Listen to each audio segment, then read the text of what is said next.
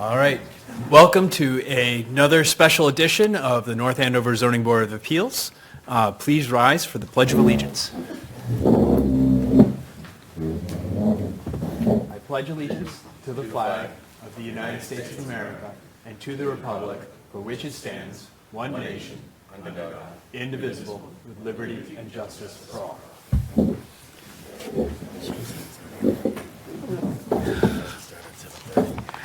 Before we begin, I would like to make a special shout out to the North Andover CAM crew. They always do a wonderful job here, but they worked really hard under a very tight time schedule because we had Zumba here until 6:30 to get us online as quickly as possible. So I just want to put in the record my appreciation for their efforts. So thank you very much. Seconded. Next, we are one of the advantages of the system provided for us for 40B is that we are allowed to have these meetings as hybrid. So that means that some of us are here in person. So I'm Mike Liss, I'm the Zoning Board Chair. I am joined by my Vice Chair, Ms. Craig Coleman. I'm joined by my Secretary, Mr. Killalea. We are joined online by board members Melissa Rutherford and Alexandria Jacobs. And is Jim on yet? I don't see him. He said Okay. he thought it started at 7:30. Okay. So He said he's going to be on at 8. Okay. I So prompted him, he might we try. we will have to discuss that one later. No, he says I'm going to have to miss this one. Okay. And we are also joined by our building inspector, Paul Hutchins, online. We are joined by our administrator, Terry McNeil. We have Ms. Judy Barrett, our consultant. We have Ms. Caroline Murray, our legal consultant. And we also have from our peer reviewer, Vinod Kalikiri. Michael Santos is here in person. And we will meet representatives of our applicant, including the traffic reviewer and any other members that are here. All right. And just to lay out the plans for this evening so folks in the audience know what, and online know what to expect. So we will start off with a presentation by the applicant. They will discuss traffic for this project and the expected traffic flows. We will then talk to our peer reviewer, get their feedback and how they feel that we should understand the peer review. I will also add that we included with the packet today the previous review done by this peer reviewer for the Avalon facility and the follow-up that was done to subsequently afterwards, so you can see how the prediction lines or does not line up with the reality. And then after that, I will open up the floor to commenters. If you would like to speak, there's a sign-up sheet over there. I ask that if you can to put your name and address there. That way we can go through that list in order and keep this reasonably orderly. And with that, I will let the applicant begin. So, Do we have to accept the minutes? oh, I apologize. One more thing. We need to accept the minutes from the November 20th meeting. Make a motion to accept the minutes from the November 20th meeting. Seconded. All right, I'm going to do a roll call since we are hybrid. Ms. Craig Coleman, Aye. Mr. Killalea, Aye. Ms. Rutherford, Aye. Ms. Jacobs, Aye. and I am an aye. All right. Now we can begin. Please identify yourselves for the record. Thank you. My name is David Steinberg from RCG LLC. We represent the applicant, East Mill Housing LLC. And for the record, my name is Daniel Lasivita. I'm a traffic engineer with Finance and Associates. We're the traffic consultants for the project. And we're also represented here by our attorney, Stephanie Kiefer from Smolik and Vaughn. Hi there. Thank you.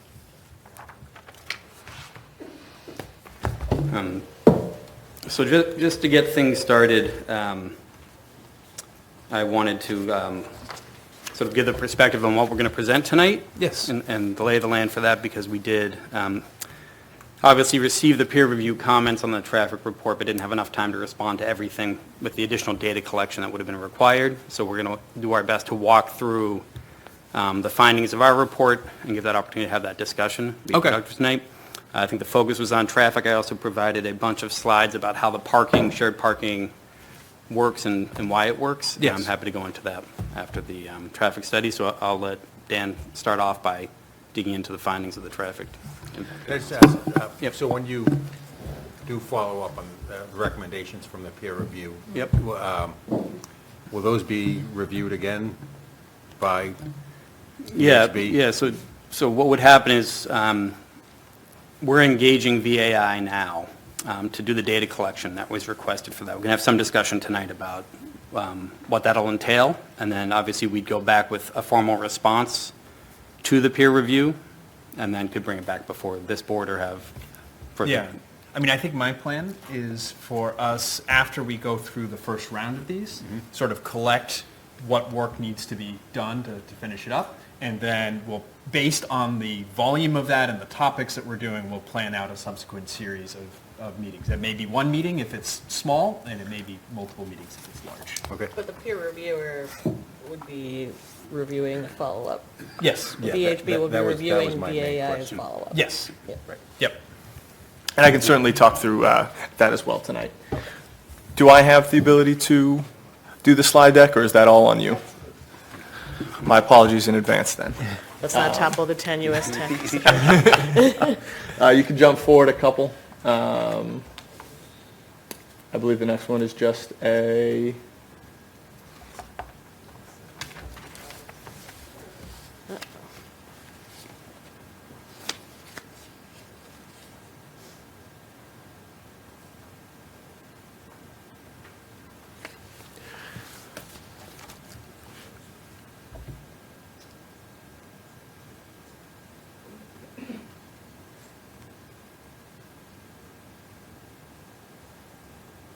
Is it possible to get a full screen view?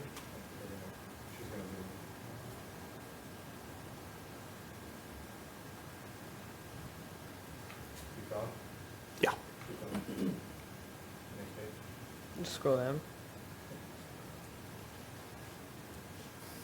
And two more.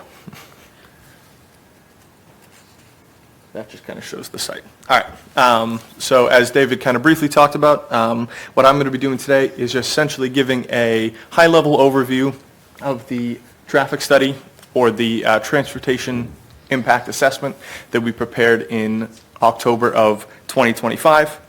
As was noted, the traffic study is currently in the peer review process, and we are in receipt of VHB's initial review letter. We fully plan to respond to all of those comments in writing, which will then subsequently be reviewed by VHB. Hopefully, there's no additional follow-up after that, but to the extent that there is, there may be that back and forth until we kind of clean everything up. I certainly don't mean to speak on VHB's behalf, and I know that they have representatives here, but from our perspective, their initial review indicated that they are in general agreement with the traffic study, that we did things accurately in accordance with industry standards, and that they generally agree with the findings, conclusions, and recommendations of the study. They did have some minor comments, some things that we do need to go ahead and collect additional data for, as Dave had mentioned, to include an additional intersection, as well as go out and actually get parking demand counts within the mill complex, just to further validate the parking supply. So what is shown, nope, you can stay on that slide. Thank you. So what's shown here is the study area that we assessed as a part of the traffic study. We looked at two unsignalized intersections along High Street. The T intersection with Prescott Street, which is the northernmost one. Then slightly to the south of that, there's a unsignalized intersection that provides access to both the East and West Mill complexes. And then to the east along Prescott Street, we looked at the signalized intersection with Chickering Road, which is 133 and 125. The additional intersection that was asked to be studied was High Street at Water Street and Elm Street, which I'm sorry to make you do this, but if you go back one slide to the aerial, the additional intersection is right here. So it's to the south of the initial study area. So to set a baseline from which to assess the impact of the project, we went out and we conducted traffic counts at all of the intersections and study roadways in April of last year.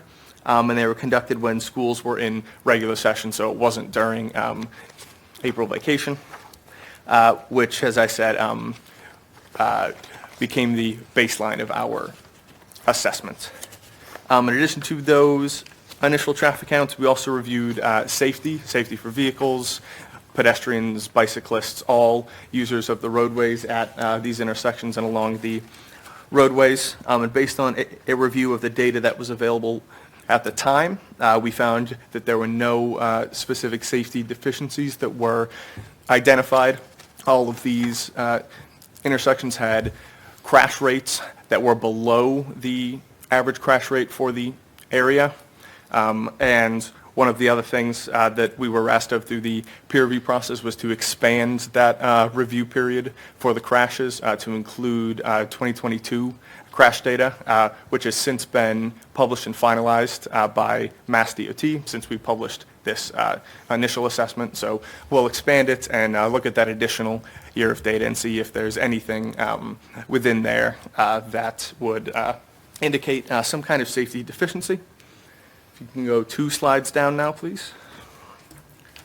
To then assess what the impact of the project is to the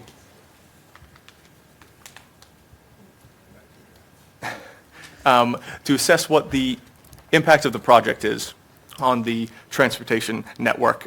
We estimated the trips generated by the project on an average day over the course of a 24-hour period, as well as during the weekday morning and weekday evening peak periods. And those for a residential development generally correspond to and align with your commuter peak periods. So when the majority of people are leaving in the morning to go to work and vice versa, arriving back from work in the afternoon. If I might ask on that one. Mm-hmm. So, we think of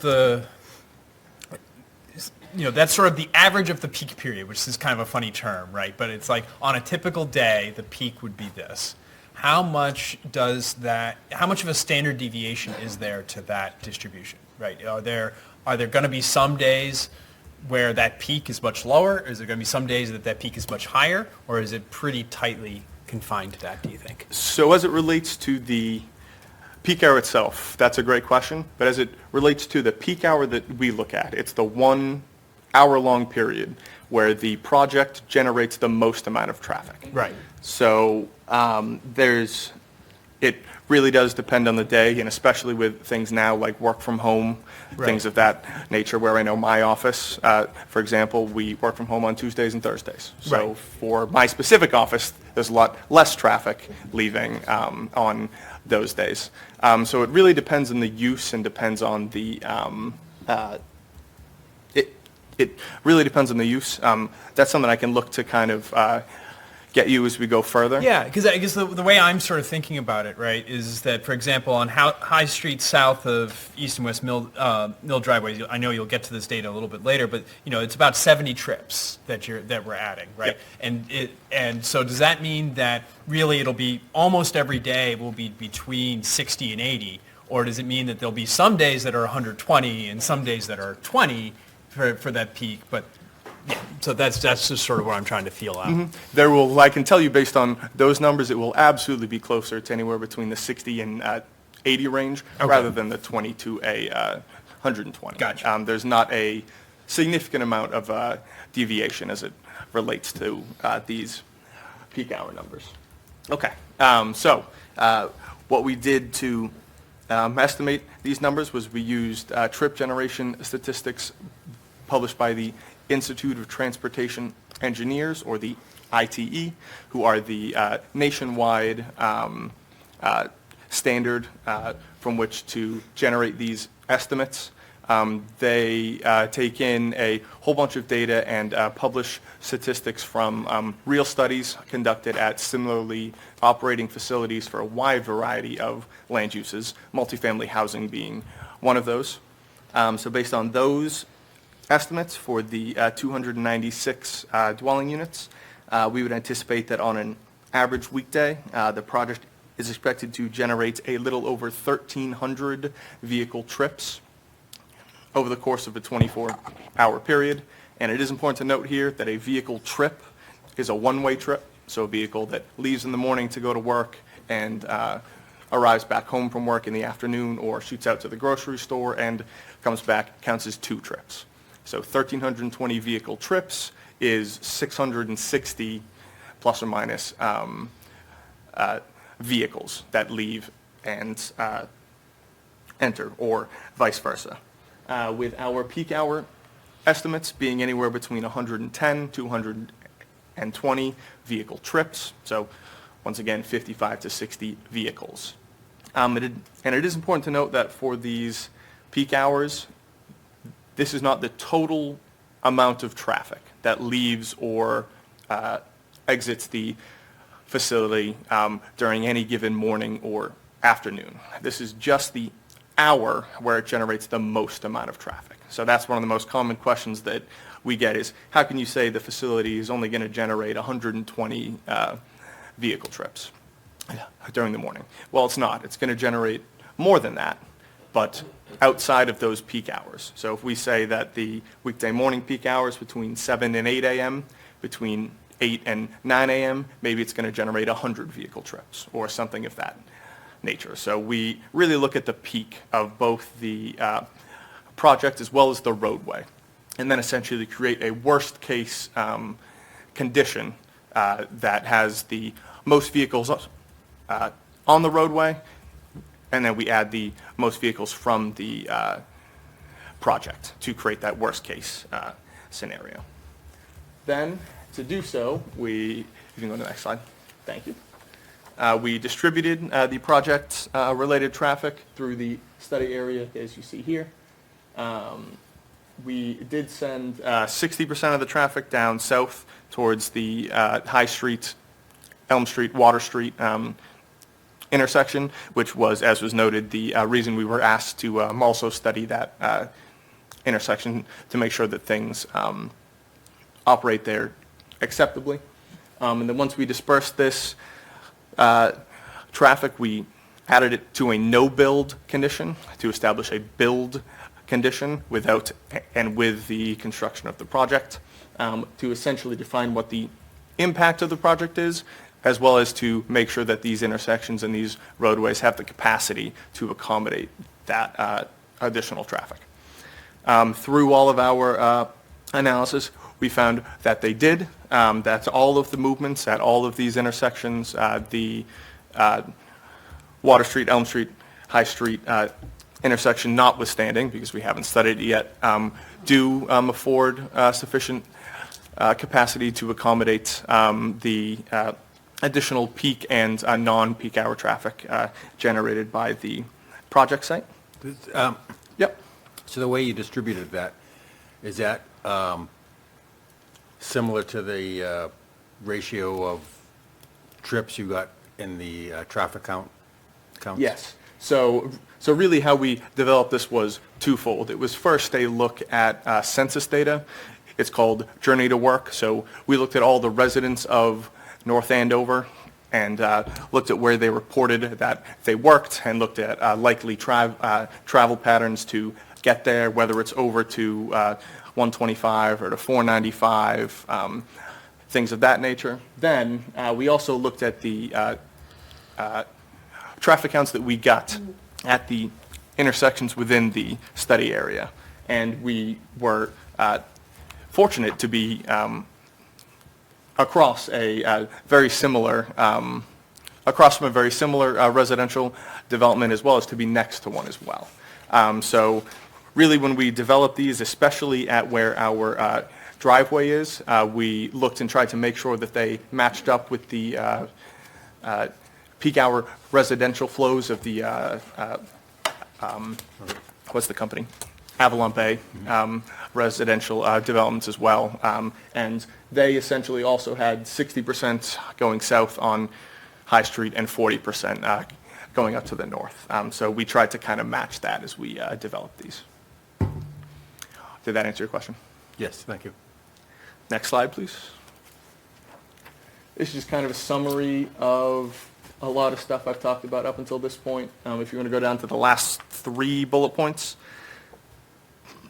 In addition to a review of traffic operations within the study area, we did also review parking, the proposed parking that is proposed after the construction of the project. And similarly to the trip generation, we use data that was published by the ITE.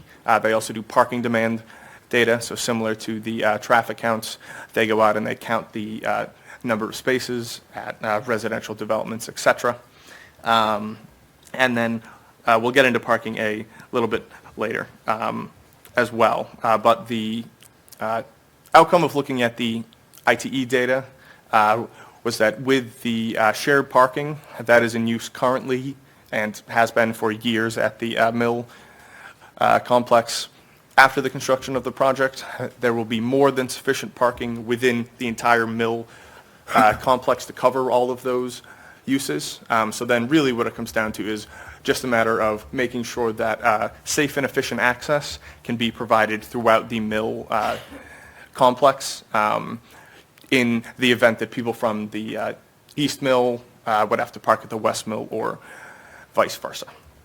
And does that capacity that you're estimating include the street parking that was referred to in the? Yes, so there were a certain number of, I believe it was 146 Yeah. spaces that are within the 300 yards as allowed by zoning.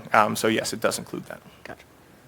And really, in our mind, the biggest ask of the peer reviewer was that we go out and collect actual parking data for the existing complex over the span of a 12-hour period, just to make sure that we capture all of the different peaks in uses that occur, and then look at that data to essentially validate the ITE data to confirm that there is enough parking.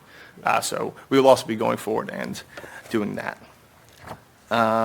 We also looked at sorry. lines of... So yeah. you're going to review the parking for a certain 12-hour period. Like what hours? 7 a.m. to 7 p.m., which really what that allows us to do is capture where there's the most change in parking that occurs.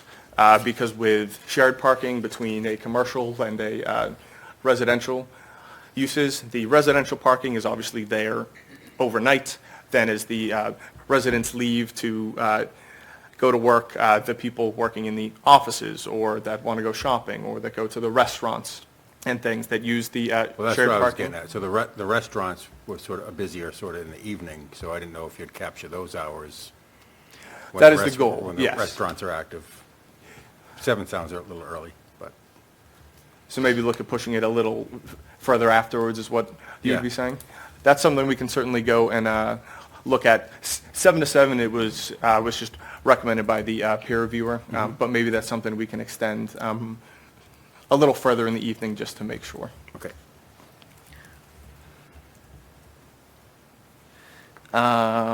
We also looked at lines of sight at the project site driveways and found that there were no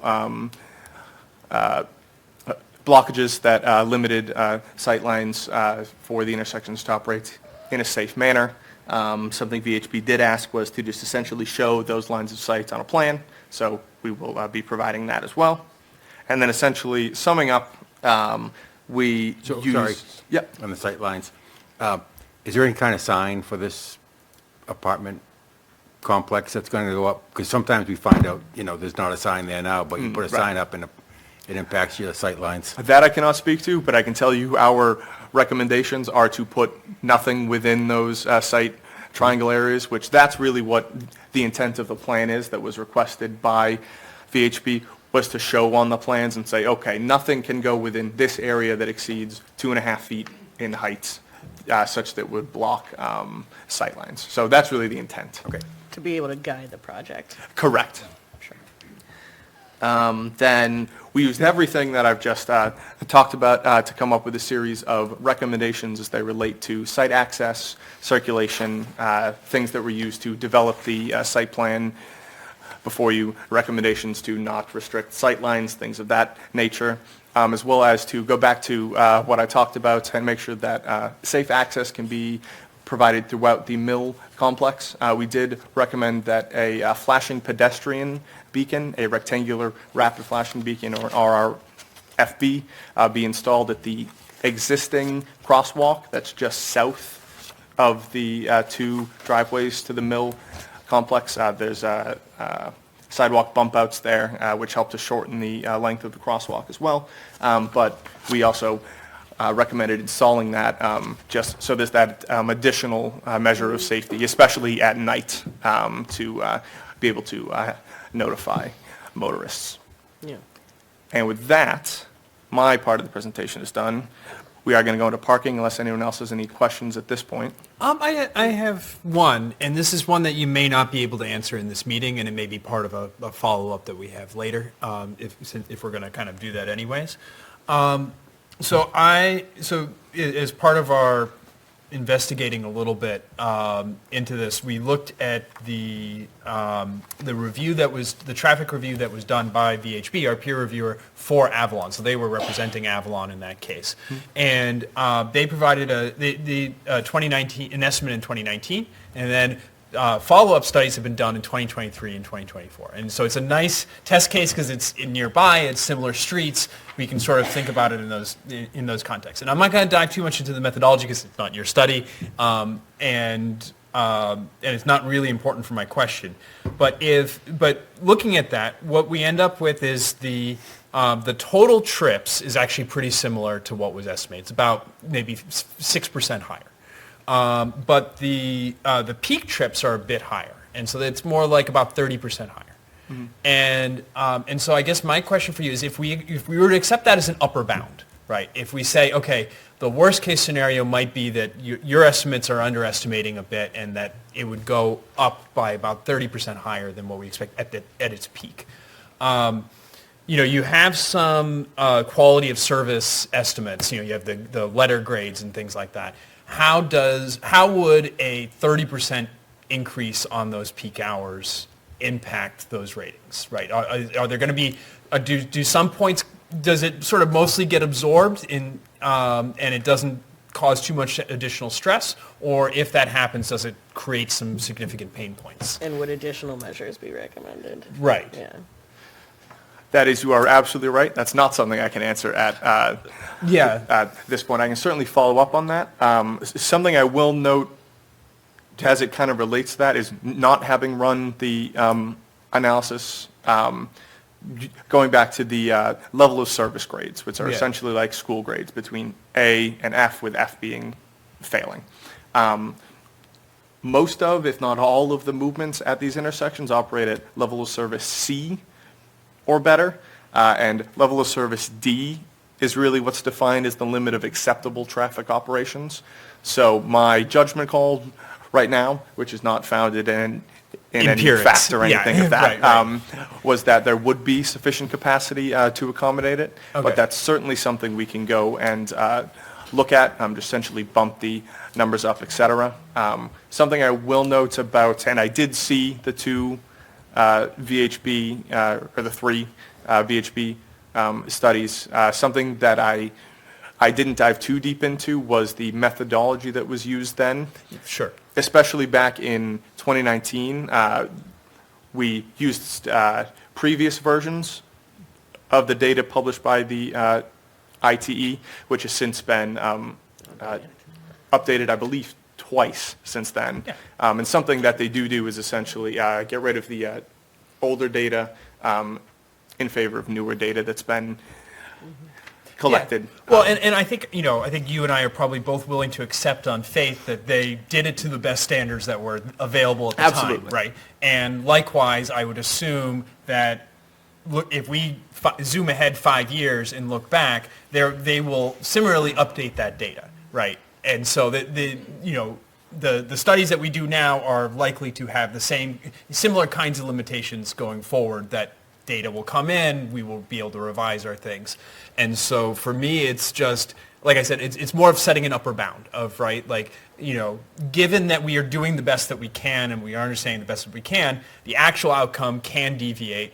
We have at least one example where it deviates by X amount, and then what would happen if this one did the same thing? A realistic worst-case scenario. Right. Not a catastrophizing one, but like Right. one based on something that we are actually seeing. Right, like I'm not going to ask you what would happen if you triple, because that is not reasonable with what we see as possible outcomes. argumentative. But certainly, I could imagine a world in which it goes over by 30%, not because anything was done wrong in the methodology, but just because sometimes there's some variance. Potentially, yes. Hopefully that's not the intent, but Yes. that's something maybe we can just look at a sensitivity analysis just Exactly. to essentially say, hey, what would happen? Understanding that we don't believe that. And in will. part because, like, normally a lot of these bigger projects tend to go to the planning boards, and we don't do this all the time. So, like, I don't know how close we are to the capacities that, based on the letter grades, sure, but, like, are we, like, a C minus, like, very close to dipping into, like, some trouble territory, in which case 30% would absolutely be an issue? Or are we much more in a green zone where we're like where the margin for error is much larger? Yeah. I think that's what we're Yeah, trying and to I get think at, the right? sensitivity analysis would be helpful for that. So I appreciate that. And so, yeah, we will, as I think when we have our subsequent review with everything else that's done, I know you need to do some more data collection to get other pieces. So once we have all those together, I'll just ask the question again, and you'll be a little bit more prepared for that question this time around. Yeah. And I do have a question before we move to parking. I'm not sure, obviously you can't study the whole town for traffic patterns. That would be absurd. But I am wondering why the intersection at High Street and Sutton, so like the next major intersection north, wasn't studied, because Sutton Street is kind of a mess during peak hours. And that turn in particular is very difficult to navigate, even when it's not peak hours. So I was curious why that, obviously every line is drawn in a different way, but that was maybe the one that I was most curious about. And maybe it's because of the data showing that 60% of the trips go south, not towards that intersection. But I think, as most of us in North Andover know, when one route to work gets too full, we find other ways. So, if that, especially if that data at the Elm Street, the southern intersection, shows that is going to be a real big trouble spot with additional traffic, I would be even more curious to know what the effects might be at Sutton Street. I don't know what the process is for, figuring out where to draw those lines, but that was just one question I had. But So- I was going to ask about that one. I think that's an obvious. Yeah, that seems like one that will be tricky. So essentially how we developed the study area was a combination of actually both things that you did bring up. Was one, it was a look at where the likely travel routes of potential future residents of the project are, as well as recognizing that the further out that we go, the more we branch off, the less and less of the project-related traffic reaches those streets. Sutton Street is obviously, especially during the PM peak, can have some backups. We are well aware of that. We were actually hired by the town of North Andover to essentially do monitoring for the Amazon facility on Osgood Street, which included a review of those intersections, and we provided a series of recommendations as they relate to that corridor as well. But really, as it relates to this project, the amount of traffic that this project generates, where the residents of this project are going to be going, especially given that we have the Avalon Bay facilities to look at, where the majority of the traffic goes south, and given the good location that this project affords to provide secondary or even tertiary routes of travel, residents of North Andover, residents of the project, I know to avoid Sutton Street. For example, I stopped by a pizza place at the Mill Complex just today, and I was coming from 495 South, and I got off an exit early just to avoid Sutton Street. So there are ulterior ways of travel that our residents of the project are going to be able to use. But as to why we didn't include it was it's significantly further away than the rest of the intersection. The amount of the traffic that we assigned that way wasn't a huge amount of traffic and didn't represent a significant percentage increase, especially once we get to Sutton Street. And we were more focused on the intersections closer to the project site. So if you've been doing some traffic follow-up on Sutton Street, have you, in other studies, studied that intersection and how traffic flows there? As a part of the monitoring report for Amazon, Amazon? we did, yes. Yeah. And specifically, traffic, did it include traffic coming off of High Street? I forget if we looked at that exact intersection. I think we went down to the ramps, so I believe we did. Is that But something that we could get? That intersection was recently reconstructed, so Yeah. they probably had some traffic studies to do that. And I would have to imagine. Presumably that the town would have all of that, and we could look at it? I believe so. I believe we had a presentation here in November discussing that, not before the zoning board, before the planning board. Right. But I believe Because that's a public I document. don't really think, yeah, even if I were to say like, oh, maybe we should do something differently, I don't want to ask you to reinvent the wheel. If the traffic study exists and we can look at it with the town, it might just be helpful to Well, look at. it's just, you know, if you're at that location and you're leaving there, there's three ways to go, right? Up Prescott Street, up towards Elm Street, or out towards Sutton Street. And you've looked at two of them. Yeah. So that one seems I the mean, I next one, because, you know, the road ends there, you have to turn left or right going out into that road. And mostly so- you're going to be turning left to go to 495 if you're going up that way. Yeah, I mean, I think the way to Or- think about or it if you're coming here. from the Yeah. point of view of the review is that the peak traffic in the morning and evening is about 22 or 23 trips going on High Street north of Prescott Street. Right, so those are the cars basically headed for Sutton Street. Yeah. And so if we're thinking about the total traffic on Sutton Street, it basically can't be getting more than that from the project. Well, So to some degree, they we might have be that going the other way because they're trying to avoid going to Sutton Street, Oh, right? So, right, but that's... that's pushing more traffic into the town. Right, Correct. but So that's... we that's did try to accounted- anticipate that in our distribution as well, because we did have that local knowledge there and said, okay, residents that have lived there will know that, hey, if you are going to 495, maybe you don't go up to Sutton Street and go over. Maybe you go down to Mass Ave and get on the interchange there, things of that nature. To the chair's points about the level of traffic that we assigned that way, it was about 20%, which is about 25 vehicle trips over the course of a whole hour. So that's one vehicle every 2 minutes, if we want to think about it in kind of quantifiable material terms, is one vehicle every 2 minutes, which is certainly additional traffic. I'm not going to sit here and tell you that, oh, we aren't adding any traffic up there. There's not going to be any increase in delays, but the amount of traffic that we're adding is not expected to severely exacerbate things over what already exists out there currently.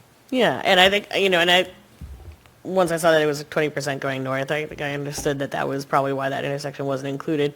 My concern is like if we study the Elm Street intersection and the additional traffic makes that such a mess that everybody reroutes north, then all of that is null, you know what I mean? And I don't, if it's possible to front load my concerns so that if they can be addressed without waiting 4 months for everyone, sorry about that, everyone's, input, I just wanted to put it out there, that that's something that is definitely in my mind, is like how that increasing traffic everywhere might change the normal flow of traffic in this area, which, currently is 20% going north to like maybe the worst intersection in town, but might be different, if things are changed in that other flow that we haven't studied yet.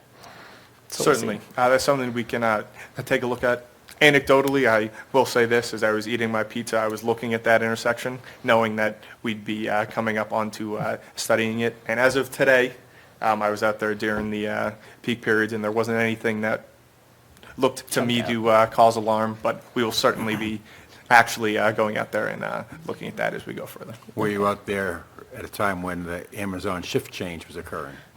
I was out there between 4 I don't know what time. and 5:30. Yeah. I just forget know exactly when Amazon gets out. I think it's 5:30, so I believe so. But that's, When I've got caught in it, it seems like gridlock on Sutton Street anyway, so I imagine getting Oh, out I from think he High was Street talking onto about Sutton looking at the Street. Elm Street. Were What? you at Stachy's? yes. Yeah, he was talking about the Oh, study no, that I'm was, sorry, I'm talking or the about, intersection, yeah. I'm talking about Sutton You're Street. talking about Sutton. Yeah, no, as we discussed, I tried to avoid Sutton. All right, before we move on, Ms. Rutherford, Ms. Jacobs, do you have any questions or comments? I do not at this time. You beat me all to my questions, which is a bonus to know that we were all thinking the same direction, but thank you. Oh, we still have parking to, All right, let's do parking. Want to get through parking, or did you want to have VHB? I think I think the parking will be shorter Yeah. than the traffic, so why don't we do that, and then VHB can talk about both as well. Okay.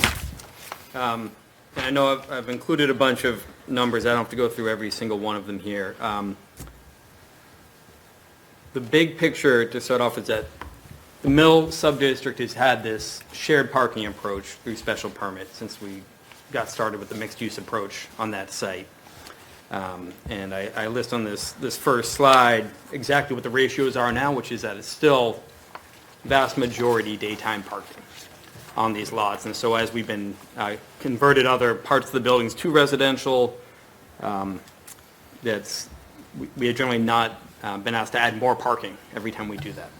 And this project itself is designed such that we're providing exactly as much parking as the zoning requires for the number of apartments. So we are not arguing with what those ratios should be. Generally, we found that the zoning requirements are pretty conservative in what they ask to be provided. So that's a net add, because you're taking away the garage, so is that a net add of spaces? Well, actually, that's the important thing about the way we're talking about parking for this project, because it's a little tricky, it's a little backwards. It's saying the project itself will have enough parking on its own site for that particular project. What we'd be asking for is some relief in shared parking for the rest of the mills, that they could utilize that parking during daytime hours. So it's actually, there's a question of net there across the mills and how all those spaces are used. That the mill users can use the parking for the apartments Right.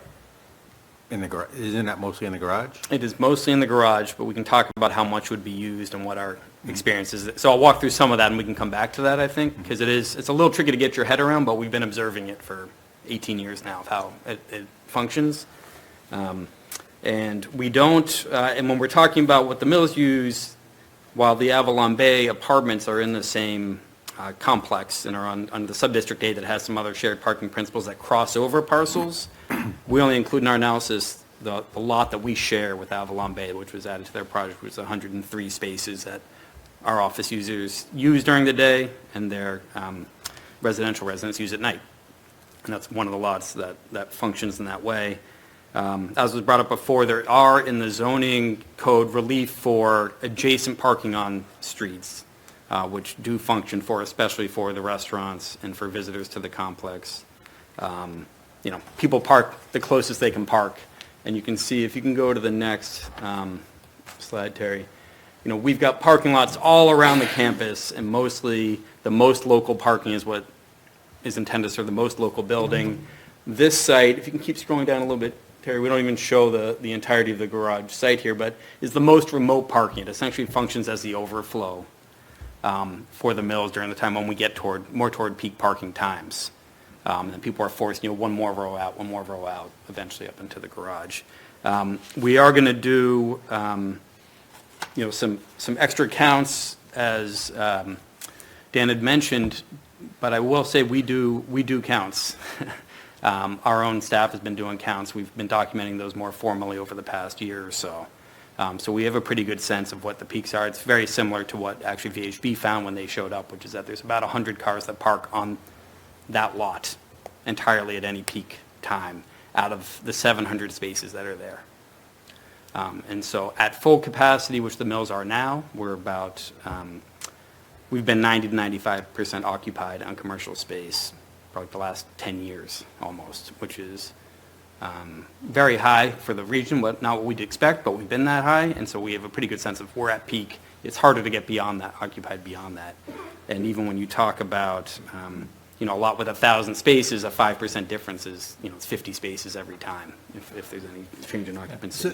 So if I can ask just to add some numbers to this, Yep. right? Yep. So when you hit that peak, how many spaces will the commercial space be using that would now be filled by the apartment complex and its garage?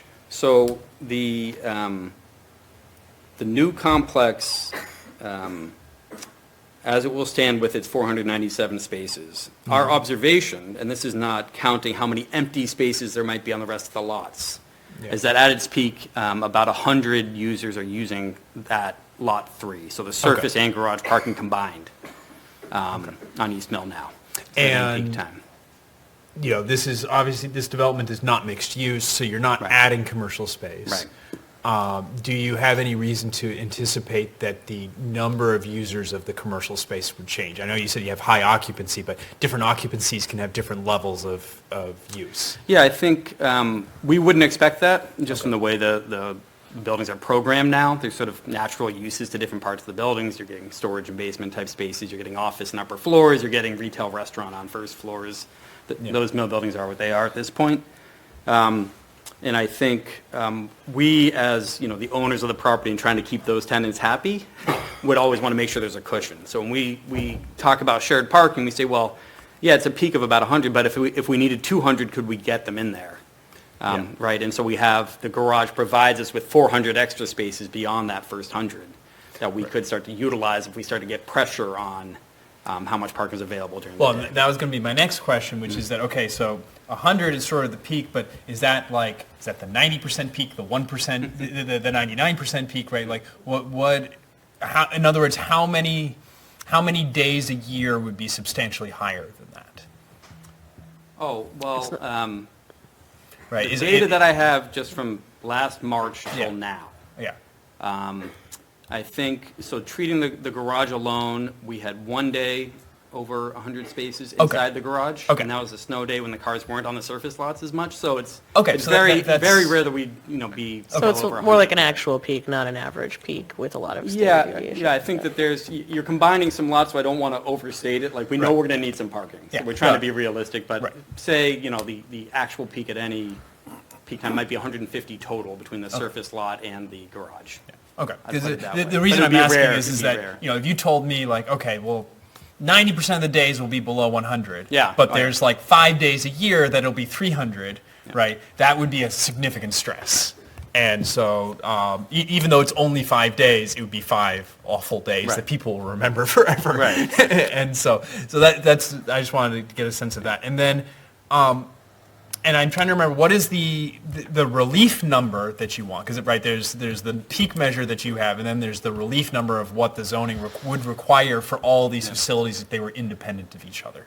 Yep. And what is that number that we're doing? Well, like I stated before, as far as the special permits on shared parking, we've gotten 100% relief on residential because our commercial number is so high. Sure. So this time, we're kind of asking in reverse, which is relief to say we can use those spaces for our office spaces during the day. Right. Up to the maximum if it were needed. But we could discuss what that, Right, well, what the I- appropriate waiver is on. Right, right. I just wanted to understand what the number is that you are asking for as relief, because, it just helps set some of the bounds for how we have this discussion. So you don't have a hard number that we're doing yet, or? I think by default, we would ask for 100% relief to say the office could share the residential parking up to the maximum amount of parking we're providing, which is what we've done in the inverse so far, which is that we have empty lots at night. The residents, we don't need to add parking. Okay. So I think we could go through those numbers. That Yeah. that isn't the full parking table provided Yeah, here. I mean, I think but we could do realistically, that. I find that a little aggressive just because the odds are most days the residents will not completely empty the garage, right? And so that to me seems a little bit high. And so maybe there's a way we can set a like a lower bound of, like, typically the lot empties if it was just residential and there's nothing else, it would typically go down to this point, and that is then the number that we can backfill. I think an appropriate way to do it, actually, and I could do this, is I could pull the prior special permits relief that has been granted, because there are requirements for the buildings as far as how much on this lot would need to be provided according to zoning and the relief that was given before. Yeah. So I could come back to the board with that and say, here's how we're calculating an exact number. Okay. That would make sure it was compliant with that. It wouldn't, it would be, not near, we wouldn't need all 500, let's put it that way. We wouldn't actually need that. Yeah. For, there's one thing to say from a legal sense that there is relief that's been granted in case you ever needed it. Right. Versus the practical sense of that we wouldn't. Yeah. So we can discuss if Well, there's a balance there. That, And I guess my point of view is, like, I appreciate that it sounds like realistically to make things work, we need about 100 spots, right? And then legally, there's a requirement to make sure that the whole facility is in compliance. And then there's how much leeway you get within, in addition to all of that, right? Because if we give you the full lot, that allows you to move things around if you do another development, another change to the facility. So I want to keep that number to be at least a realistic thing, so that if or when that happens, we're not creating stress that we're not foreseeing with these estimates. Understood. So I can come back to you with what the permits that have been granted so far. Okay. And what that requires. Yeah, so I was just going to ask about that. So you've got permits through the special permit with certain parking, and now we're going to give you waivers for this. Does that put anything in conflict with the special permits that you have? No, it's, the special permits that exist actually get modified every time we come back for something, because it just changes the dynamic. Even if we have a change of use, we have to report it to the building commissioner, and he says, your parking ratio's gone from 3 to 4.5 per thousand, depending on the type of use. So that's an ongoing process we've been doing with the town, so I think it would just be consistent with how everything's been permitted in the Subdistrict A calls for that, actually, in special permits that are granted with applications for that. So what we would like to come out, and I think So the chair had a I good point, get- which is to say there will be a waiver that Associated with this that a number project. will be picked, and then whatever future, that'll be the baseline, that is the boundary for the future. If we had to ask for an additional separate project, Exactly. it would need to ask for that special permit to be modified at that point. If you wanted to go above that number, yeah. Right. Does that make sense? I'm not sure. So right now, you've got a special permit for a certain parking ratio, and that's related to, the whole site. Yep.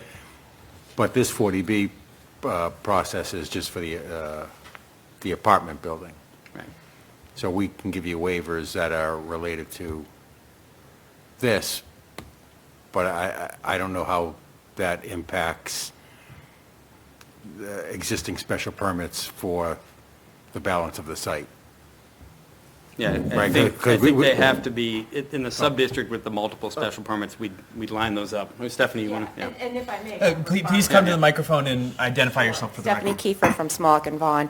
Thank you. If I may respond to your question there, within the 40B process, because it's all on the same parcel and there's existing special permits, there's the authority to amend those as may be needed for the comprehensive permit. So I think that's kind of what you're asking and wondering how that can be done. And Yeah, so what we do amends the special permits that the planning board issued?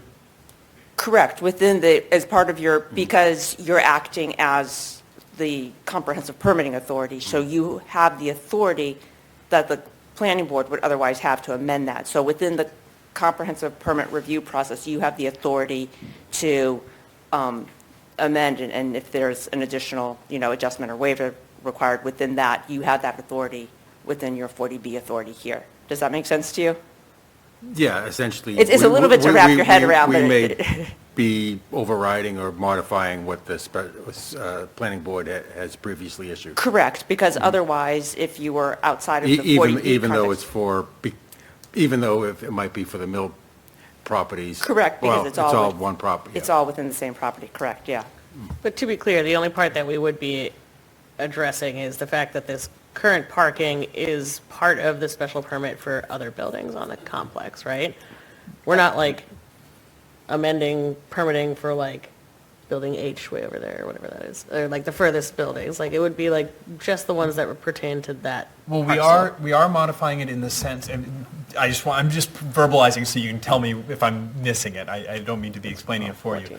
But I think what it means is that because the special permits for those facilities depended on there being parking available in the lot Yes. that is there. So if we're altering that lot, we are altering the special permits for all of those buildings. Got you, yes, but I mean. Is that correct? Essentially on That a, Okay, I just on wanna a make sure. minimum, what you would need to keep everything else intact is for us to have an equal share of parking that is currently existent on this parcel, correct? To keep the rest of the complex in compliance at a minimum. Right, I assume if they granted the special permit on this project, so that, Comprehensive and it permit. didn't, Yeah. and it wouldn't necessarily have to modify the special permit, the prior special permit if it was the same amount of parking. that As was long as it being allotted the provided. same amount of parking that is currently sort of flagged on this parcel. But I right. think it's the idea of the comprehensive permit is that we do it all at once and make sure all the special permits are aligned, so we don't have Right. overlapping complexity All I'm saying to is the this special isn't like, permit. this isn't like, you have like a 3-gallon jug and a 5-gallon jug and we're trying to get 2 gallons. Like, we're not like shifting a bunch of things around. This is like, for your purposes to not have to shuffle everything else around on the rest of the project. All that we would have to figure out for this one is whether or not there is enough parking to allow you the same shared lot space that it currently is being used and is in the previous special permitting, right? Yes. I think in part, if I'm understanding your question, it may be more fully addressed in response to the chair's question about how many spaces would you be needing relief from? And David suggested, well, we would look for 100%. And that's the practical answer, like if we need to, we have. But I think, Mr. Chairman, and I don't mean to be putting words in your No, mouth. please do. I think that what you were asking was, what is the actual number that you're asking for relief that you would, that Need is to keep currently everything in under, compliance. like, what is Yeah. that number? Exactly. And so, and we can get you that information. So I think, once you hear that, I think that may be addressing in part what you're trying to ask. So I'm not trying to put you I mean, I'm off, not but- trying to ask, I was trying to assure Frank that we're not like shuffling everything else around for the entire complex. That like for our purposes on this parcel, all we need to do is assess whether or not we can allow enough shared parking for the rest of the complex to function and be in compliance, as Mike says. And if that makes sense. within the parking that's available, then that's all we need to worry about. We don't have to like delve into every other lot in the complex. Correct? Well, that is why I asked earlier, though, if we foresaw any reason for these facilities to be change. changing their needs, right? Because that's, to me, part of the equation here, is that if you went from a facility that had a very low car usage to one that had a very high, a tenant that went from very low to very high, that would be important for how we understand the load across all of these. Yeah, and I think what we're looking for is, right, not necessarily to change everything, but, right, assuming, right, today's parking needs, which is why we're talking a lot about how many do we use now, that we'd still be in compliance with our special permits. When I typed in one of these, either bullets is like, there's sort of negative consequences to not being able to do it, because either we have to build more parking, which is less desirable, or we have to change uses in the building to get ourselves, reverse engineer into compliance, which is another way to do it, but would be seemingly, unnecessarily onerous at that point to be trying to play around with the rest of the campus. We're happy with our tenants at the campus. We want to keep it full. We want to keep them happy. So we're not asking for relief for, the existing uses. I jumped ahead a little bit in the presentation, but I think it gives some of those baseline numbers and some of the history there that talks about what East Mill has historically had. So as we narrow in, while the Mill campus has a lot of shared parking agreements, so West Mill with East Mill, that RCG controls both sides of that arrangement. They have some shared parking. There's a little bit of shared parking with Avalon Bay. That is part of that.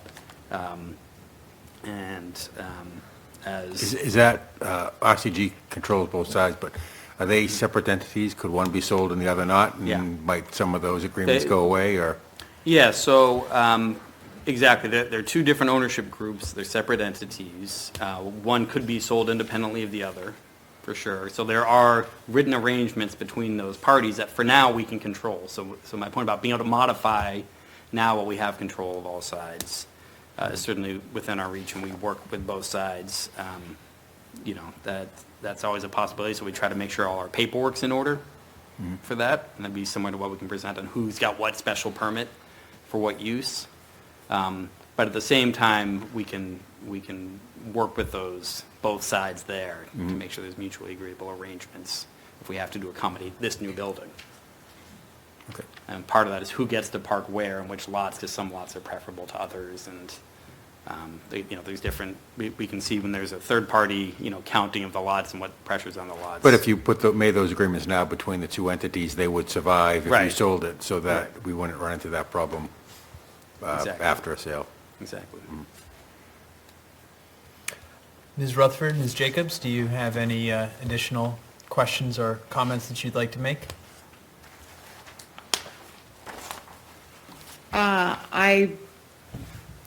I am interested to know what the total request will be before considering it, and that is going to be a concern of mine, because we need to continue to have parking for all applicable applications of this area.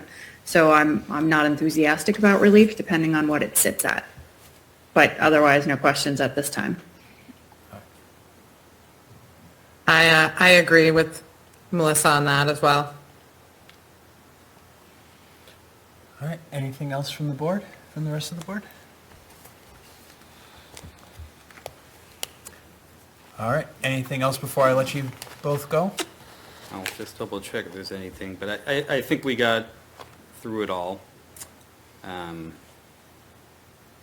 Yeah, we're good. I appreciate the time, and it was very riveting stuff, traffic and parking. So. That's great.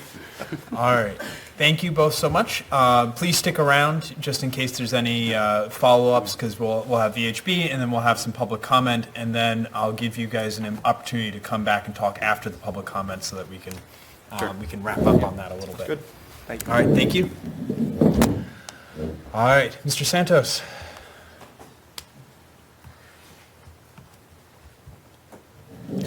Please identify yourself for the record, please. Good evening, Mr. Chairman, members of the board. For the record, my name is Michael Santos from VHB. I'm here tonight on behalf of the town of Andover to discuss the traffic and transportation. North Andover. North Andover? Yep, oh, I'm sorry. I apologize, that's my bad. We take that one personally. Of the town of North Andover, to discuss the traffic and transportation peer review. We reviewed the traffic study submitted by Vanessa and Associates that was just recently discussed by the applicant's traffic engineer, and also the transportation elements of the site plans that were submitted in September of 2025. So there's already been a lot of great discussion here. I appreciate the board's comments. You know, you all live here, so you provide more insight than we can as peer reviewers, because I don't live here. You know, there's been some great discussion about parking and traffic already, and I hope to touch upon some of those things. I'll try to keep this brief, but just to review the peer review process. So the peer review process provides the town with an independent evaluation of all of the technical materials submitted and the site plans. In this case, our review is focused on, again, parking, site operations, traffic operations, anything that happens on the site, loading and deliveries, vehicle circulation, traffic control devices. I think in this case, much of our review is definitely focused on the parking, which I'll get into a little bit.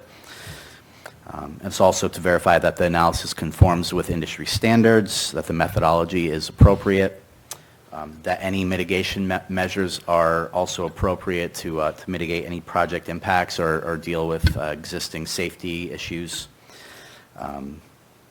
and to also review any off-site infrastructure, pedestrian connectivity, transit operations in the area.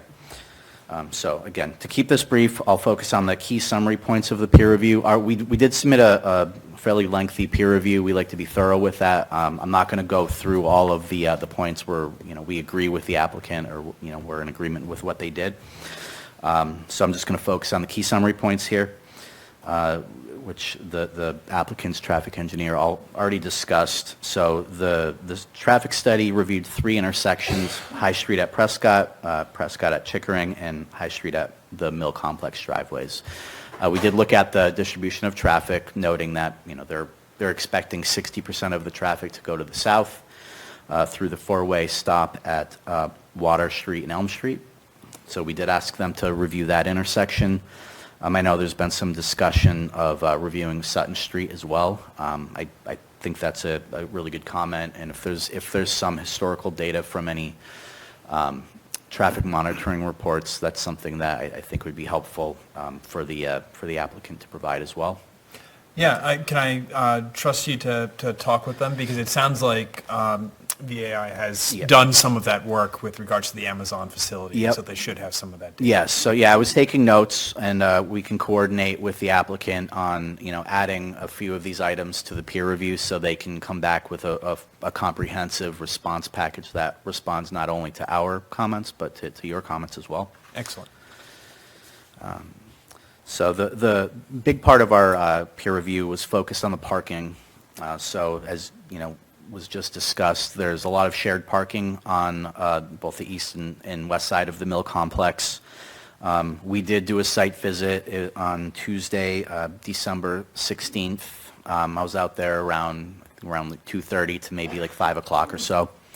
I was just curious to know what the parking was like within the garage and on the actual project site, and just to see just kind of general parking trends within the Mill Complex, especially the east area. It was fairly busy out there. We didn't do comprehensive counts, but what I did notice is that, you know, there's about 100 vehicles that are parked on the site right now.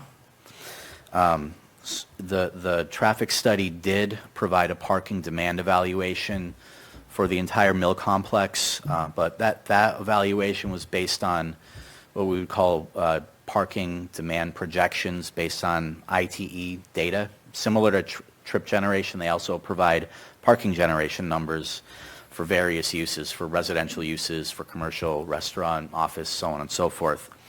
But because this is an existing use, we felt that going out there and getting the actual demand would be a lot more accurate and a lot more helpful information for you to make an informed decision on the project, and also to help us understand, what the actual, to kind of get a whole handle on what the parking situation is.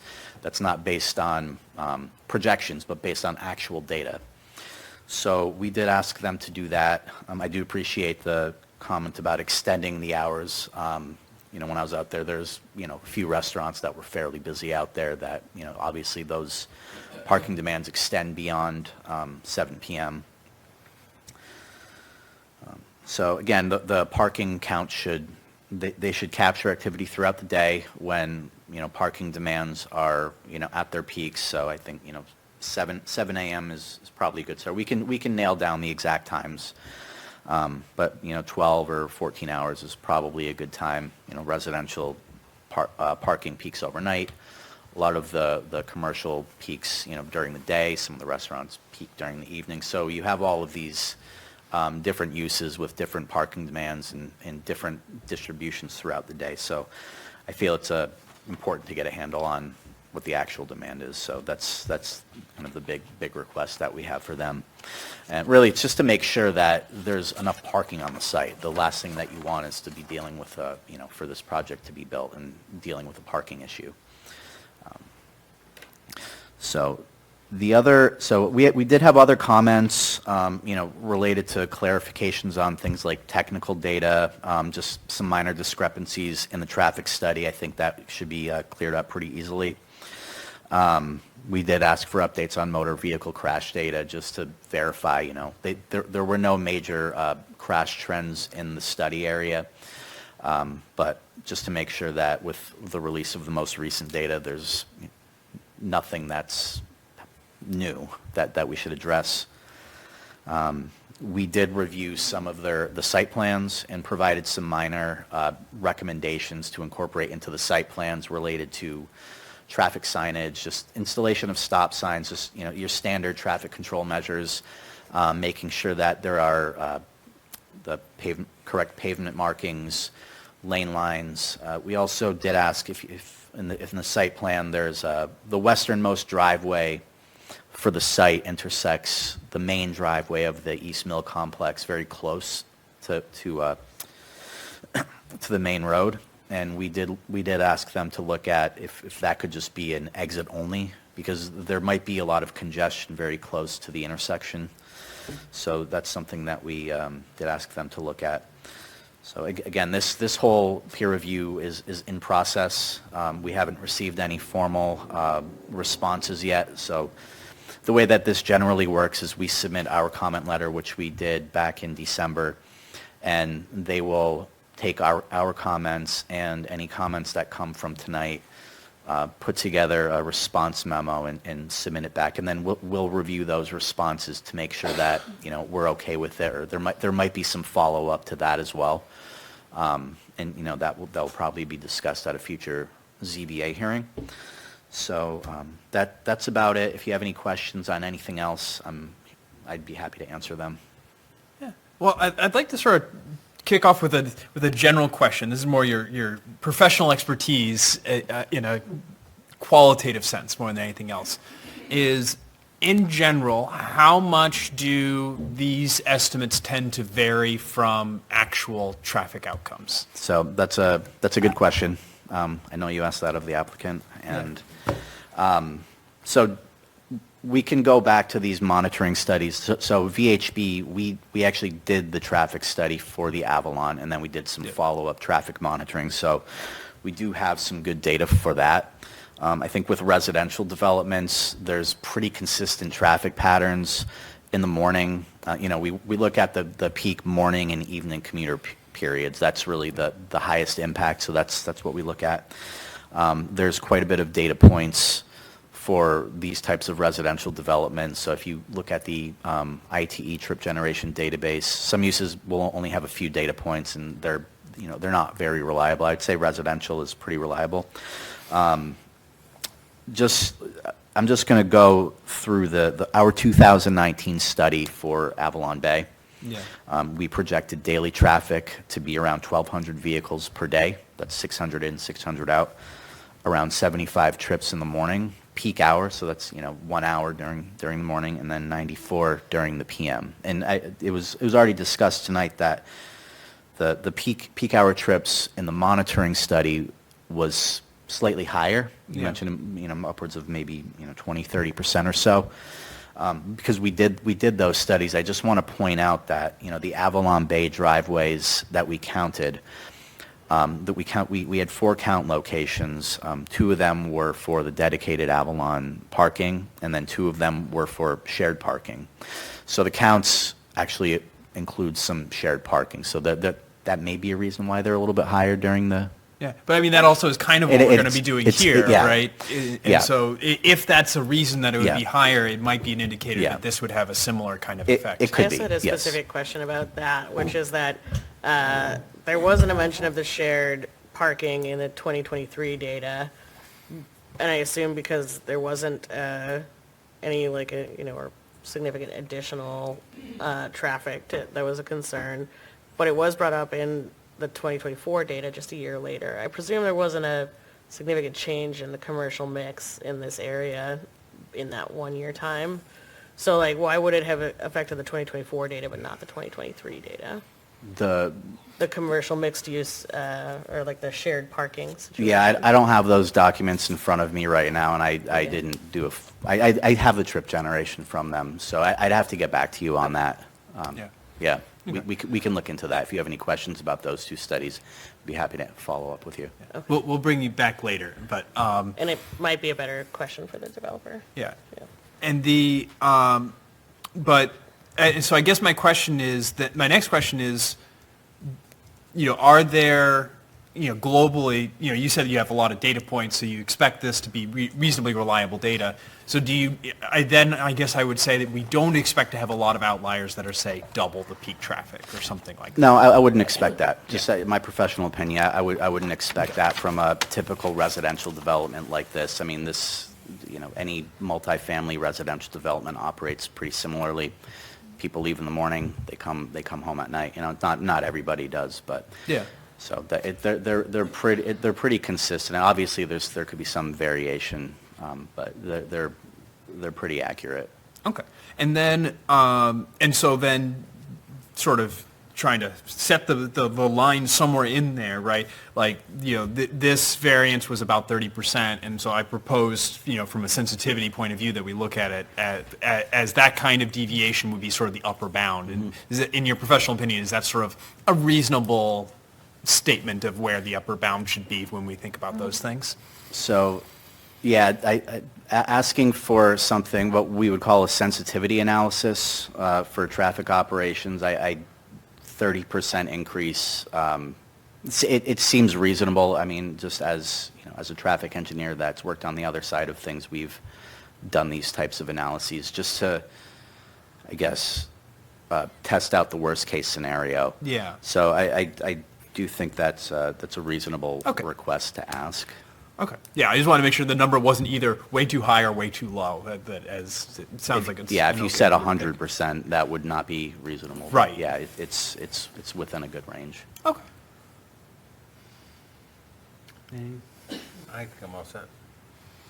Yeah, I think my biggest question about parking was that one, and it occurs to me that it's better for the developer who would know who the tenants were at different times necessarily. Ms. Rutherford, Ms. Jacobs, any questions for our peer reviewer?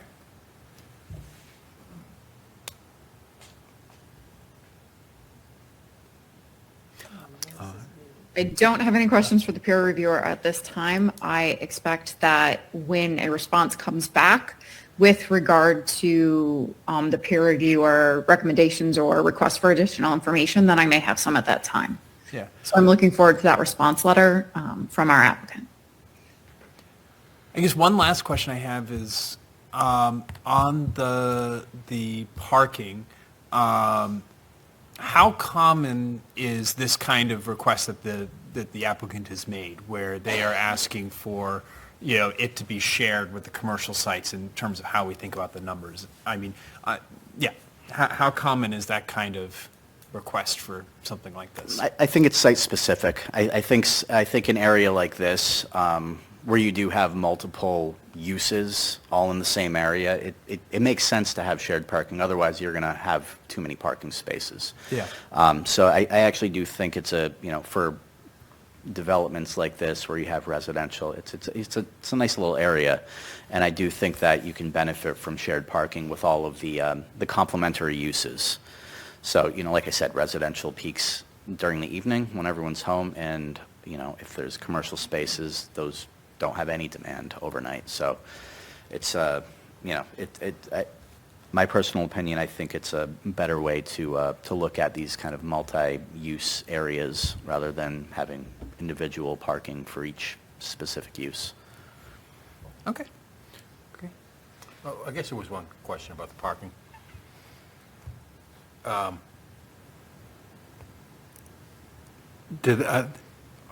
off-site, public parking spaces on the roads included in the parking counts? I heard him mention 300-yard radius. Yeah, so that was included in the parking demand study in the traffic report. So they looked at all of the future parking spots on the site. So the 497, that will be part of the project. All of the other spaces within the mill complex, plus, I forget the number, 148 parking spaces that were public on-street parking was also included in that. So I think when they do update, or when they do provide us with an additional parking study, looking at the actual counts, that will also be included in it. And I just know, just during my site visit, I don't get the pleasure of visiting North Andover as much as I'd like. But it was very busy out there. I mean, the street parking was very tight. I know that's probably those are high demand spots, so they'll be looking at that as well. Mm-hmm. And another thing that I wanted to point out is, there's a lot of spaces on the site that are not shared. They're designated towards specific tenants, so that should also be incorporated into any follow-up parking analysis as well. So we really want to know, how many parking spaces are not available for shared parking versus available for shared parking.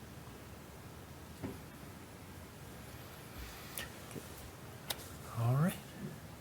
Well, I think that is all for today from you. Thank you, sir. And we will keep this going with feedback. We also get some community feedback.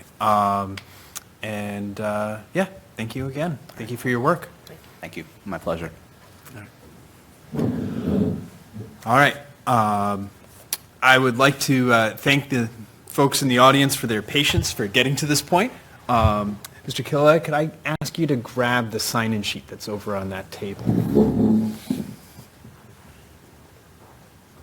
Do we want to ask for the developer to come back to answer more questions about parking, or do we want to do that after? I think I want to do that after community input, because otherwise we'll end up just going back and forth a lot, and I think it is easier. All right. So to start off, we have, before we get started, please address any questions or comments that you have towards me, not towards the applicant, not towards our peer reviewer. Just it keeps things a little bit more straightforward. Please address them to me, and then we will make sure that your question gets answered by whoever needs to answer it. The other thing is that we are going to limit comments to 5 minutes apiece. So please try to stay within that time. We will have a shot clock that is visible so that you can so I can help you along. All right. So first we have Robin Morgeson from 147 High Street. Hi there. And I apologize that I would make everyone do this, but please identify yourself, even though I just said it for the record. Thank you. Can you hear me? Yeah. I apologize, I have laryngitis, so this is going to be fun. I live at 147 High Street, and I have lived in the property for 25 years. I own the property. Just to give you a little context, before, some of you are already going to know this, but before the Avalon projects, High Street was a fairly quiet neighborhood. There were the mill buildings, which were mostly commercial operations, and the largest one was Schneider Electric. So we really only saw a blip in the cars when people were coming in that narrow time frame, going to Schneider and leaving at the end of the day. Since Avalon, it's a different story. It's a different world on High Street, and not just during rush hour. People don't just leave their homes to go to and from work. I personally go to and fro from my house multiple times a day, many days of the week. So to just, look at that is limiting. Speeding on High Street, since the apartments have gone in, has been significant. We've also seen fatalities on High Street in recent years. It is a thing there. Every traffic study says it's all fine. We know it's not. We live on High Street. We know we have to wait much longer to get out of our driveways now. We know we have to wait now just to cross the street often throughout the day because of the level of traffic. We see traffic backed up on High Street going towards Sutton during rush hour. I think one of the speakers had said earlier, well, we don't really include Sutton because it's sort of out of range. But that's just not realistic, because my understanding was part of the reason that the state was looking at this property is because it's within a certain distance of the commuter rail. And for them to go to the commuter rail, they're going to go down High Street. It's just the way it is. They're going to go to High, and they're going to hang a left on Sutton, and that's reality. I think about imagining many hundreds more additional car trips going up and down our street on top of Avalon. And as you said, the data shows that the Avalon traffic was miscalculated, and there's a 30% higher than what was projected. People in this room who live in our neighborhoods know there are too many cars already. Sorry, I didn't know I was going to get a 5-minute limit, so I'm going quickly through this. The environmental impact and open space with the proposal, it looks like you're cramming in 5-story high buildings into virtually every inch of space on that lot. I question the wetlands that are in that area. A few years back, we saw some really horrifying flooding in that section after heavy rains. And I question what's going to happen there with the addition of these buildings and the, what am I trying to say? Less and less natural habitat in that area. I think that's a thing. In terms of parking, I don't need to get into that because you did. I mean, take a look. The speaker talked about Tuesday afternoon. Take a look on a Friday evening. The lots are on both sides of High are packed, just from the restaurants at the mills. In essence, what I'm trying to say is this development does not belong on High Street. Obviously, I live here and I have a particular viewpoint. But if you look at the reality of the situation, within a very few number of years, the density, the residential density of this one little area has skyrocketed. And adding 300 units is unconscionable for our neighborhood. It is going to have a drastic impact. Public safety concern, yeah, I already went into that. So in summary, for these reasons, I strongly request denying approval of this project in any way that you can, because I think you'll hear from others, this is significant for us. Thank you. All right, thank you.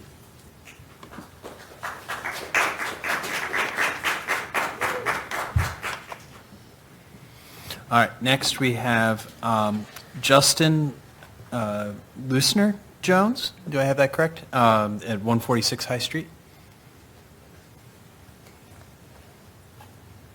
Thank you. Justin Lusner Jones, 146 High Street, representing, I guess, the 20%. So I'm curious, without eating into my time, I don't know on the board, and if I'm allowed to ask, if any members live in this general vicinity that we're talking about, Machine Shop Village? We would not be allowed to vote on it if we did. Okay. It would be a matter for recusal. So then, again, along with Robin, my neighbor, I think that we've heard a lot of statistics and numbers and things like that tonight. Some, again, against living on High Street for the past 6 years. I also am a little bit incredulous of some of them. Numbers are numbers. I generally trust numbers and just statistics. I know they don't make me feel any better as I drive up the hill and crest High Street, white knuckling the wheel, hoping that people are going to follow the not well-posted three-way stop, and for that to not be heavily studied, when I think we're all joking, where it's like, oh, we all know this is the worst intersection in North Andover, so I don't know why we're putting more people in that general vicinity. It just doesn't really make sense. I hate to even cross that intersection. I can't believe that that's a four-way crossing intersection. I have two small children, and I'm never confident that people are going to stop at that intersection. And I know that that's only partially because of any proposed development, but I'm kind of a constant thorn in the side of the town manager and the police complaining about that intersection and advocating for something to be done. I don't know if you have the statistics on how many children live in this neighborhood, but it's pretty thickly settled. And I know they added the curb improvement over the last year. That makes me feel marginally better about taking my kids out for a walk, but those curbs could easily be hopped by a car, and they're not set back from the street at all. So, I have two kids that are learning how to ride their bikes, and we ride on the sidewalk, and even then I generally don't feel great about doing it, and it just doesn't feel safe. Already talked about the intersection. As far as parking goes, I'm not super concerned with parking other than parking on High Street, which is a nightmare, and not so much for the actual, I generally don't park there, but people don't follow any posted signage. There's designated spots for deliveries. Tractor trailers are constantly parking on a road that can barely handle two-way traffic when they're on there, let alone pedestrian crossings. Again, I just feel like almost every day that I take that road, I feel like I'm taking my life, my children's lives, my family's life in our own hands, trusting that, hopefully my car will protect us in case of an accident. I know it was said that it's a low incidence of accidents. I think it's because people are slightly hesitant on that intersection because they don't know what anyone's going to do. And then as far as, again, considering Sutton and High traffic, which, again, absolutely has to be included in any kind of discussion, and I don't know how it's not. We know it backs up there. I take back roads, and, if I'm coming back from Butcher Boy and I see the traffic, I know I'm not going to go down Sutton to get to my own house. And so, I'll cut through Chadwick, and luckily I like to follow the speed limits, and I'm extra careful. All that traffic's going to get funneled through the side streets of that neighborhood, and it again is going to be dangerous. We had a fatal accident on High Street within the past, 6 months to a year. And then the last thing that I heard was that the development company or the traffic assessment didn't feel too much concern with traffic for residents of the project. I don't really care about residents of the project. I care about the residents of the neighborhood that live there now. And I think that's your responsibility to concern yourself with the people that live here and, our well-being. I guess that's it. Thank you. All right, thank you. All right, next up is Betsy Cope. My name is Betsy Cody. I live at 116 High Street. I have bad asthma tonight, so excuse me. I don't know if these questions you can answer right now. They're about zoning laws. I want to know, when did the 40B law pass in our town that each new development has to have 10% of low-income housing? Do we have that in effect now? So we are not above that threshold right now. But do we have, if a builder Yeah. comes into town, why don't we make a law that 10% have to be affordable housing? Oh, we do have a inclusionary zoning bylaw that says that if it's larger than a certain number of units, Okay, then it why needs- wasn't that implemented with Avalon or Sutton Street?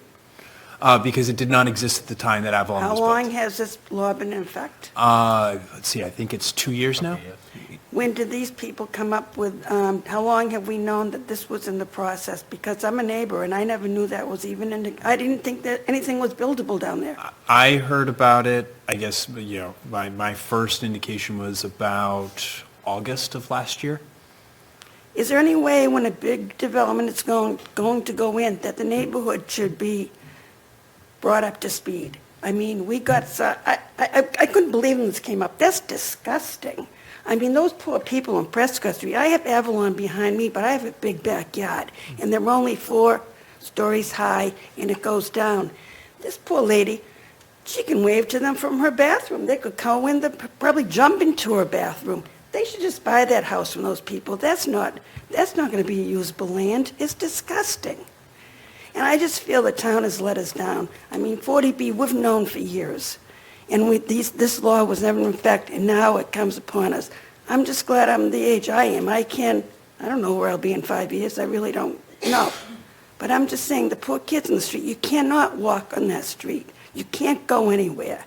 It's sad. I grew up there. I left. I lived in Lowell for 10 years, and truthfully, I like Lowell better than I like North Andover now. I mean, at least I knew there what I was getting. Here, you don't know. Any buildable lot, you're going on to. And with this ADU units coming up, and this, I don't know what we're in for. I'm sorry. I mean, I just feel like our neighborhood, you shoved it all down our throats. You know, and you can say, oh, we should have done Royal Crest. That's a whole other ball game. That's a whole other, that's done deal. But I'm just saying, I think people, if they're going to have a big development come in, we should know about it. That's all I want to say. Thank you. All right, thank you.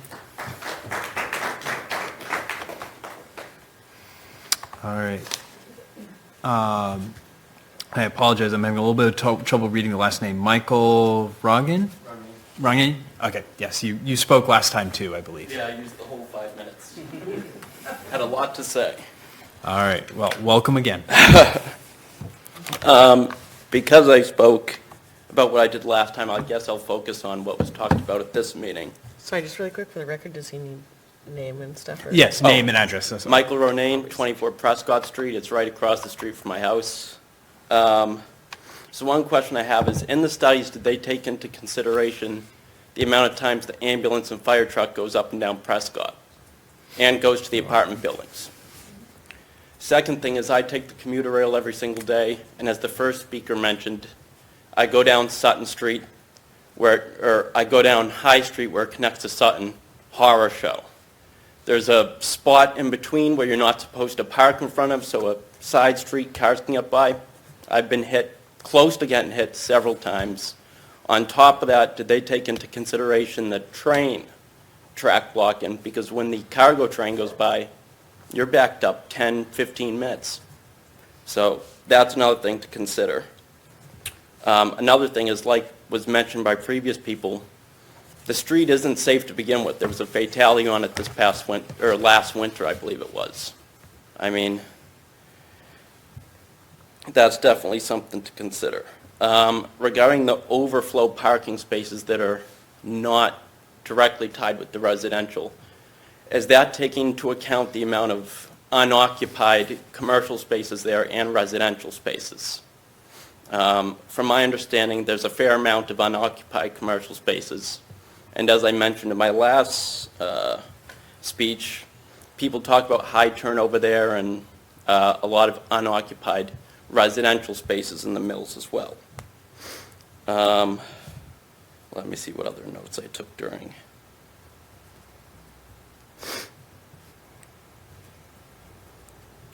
Just going back to the points that were talked about in the beginning by other individuals, I mean, I'm just curious if you guys have, or anybody has heard any good things from current residents.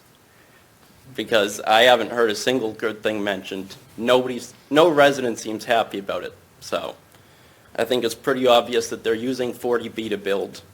It's a leeway in. And I think it's unfair to current residents, and I think the project is pretty gross. I've heard of numerous people looking to buy houses on the street that backed out of the deals specifically because of this project. I bought 2 years ago. Had I known about it, would not have bought there. I've been remodeling the house, hoping to start a family there.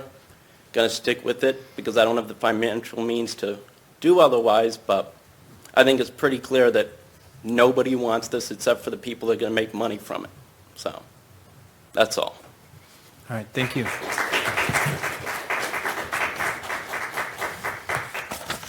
All right, next up we have Michael Hakim.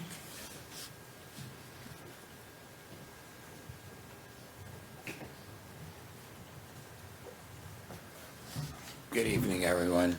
Michael Hakim, representing my son Daniel Hakim and his family at 55 Prescott Street.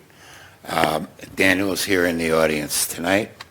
The reason I'm speaking on his behalf is because professional planning and landscape architecture were my profession for 47 or so years. I have three things I'd like to raise, and I'd like to get some responses from the developer as well as the peer reviewers. When I look at, the first item is when I look at the intersection of High and Prescott, what I see here is the potential for significant bottlenecks. There is the development entry driveway and exit driveway, as well as the driveway that merges with it and goes in further to the site to the existing developed area. There is Prescott Street, of course, and High, and there's the intersection, the driveway with Avalon. All of these turning movements, both in and out, to the left and to the right from all of these driveways, present a problem, a potential problem for significant bottlenecks and perhaps significant safety issues. I don't know whether we're talking about the potential for accidents, although it's certainly possible with all these turning movements going on at the same time. But certainly it could lead to real bottlenecks where traffic gets backed up trying to get through that multi-intersection area of the project area. That's one concern, and I'd like to hear that addressed in the traffic analysis. Secondly, the developer and the peer consultant agree that 50% of the traffic moves south and 20% moves north. So I'm wondering if that also means that 30% moves up Prescott Street, back and forth up Prescott Street. I think it was 60, 20, and 20. Oh, 60. 60, Okay. 20, 20? I thought it was Okay. 50. It Okay. was 60, but yeah. So I haven't heard any discussion yet about the impacts on Prescott Street. And of course, our family lives on Prescott Street, and that's a primary concern. It's a residential street all the way up to 125. There are multiple buildings with lots of children who, if they don't play in their yard, are going to be out on Prescott Street, and it could present a safety hazard for those children. So I'd like to hear that addressed as well. And the last thing I'd like to raise has to do with the proposed parking lot, which seems as though there is a potential conflict of information. The site plan that was submitted shows a reasonable parking lot dimensions of about 60 or 61 feet across with 19-foot parking stalls and a 25-foot parking aisle. Yet when I read the report that was issued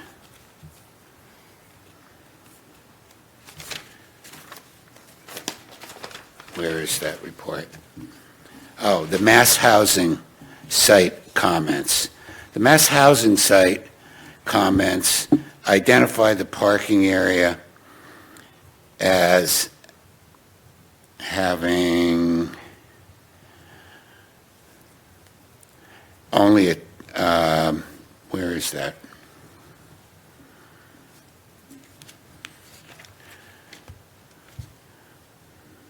Okay, they say the parking spaces are only 17 feet deep, which is below standard, and typical 18 or more feet in depth, and a drive aisle of only 20 feet, which means that cars will be having conflicts getting in and out of those parking spaces on site. So I'd like to have that addressed. And with 4 seconds left, I say thank you very much. All right, thank you. And I will do my best to get some answers to those questions. All right, I have reached the end of the sign-in list here. Is there anyone else that would like to come forward to speak tonight?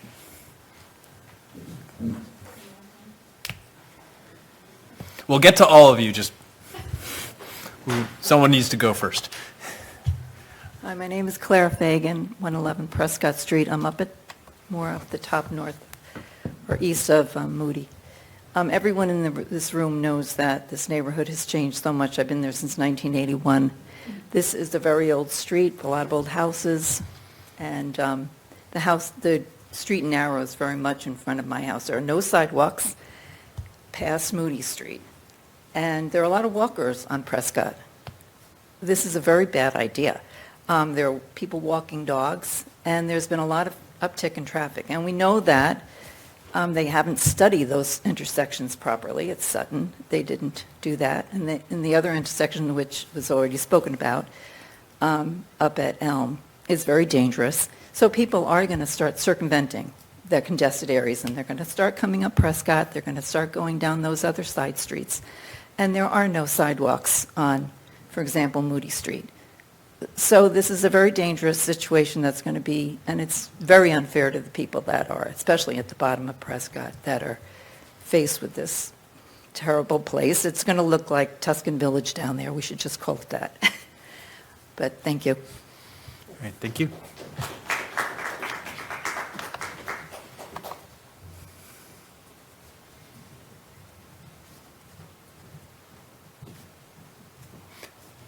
Good evening. Can you hear me?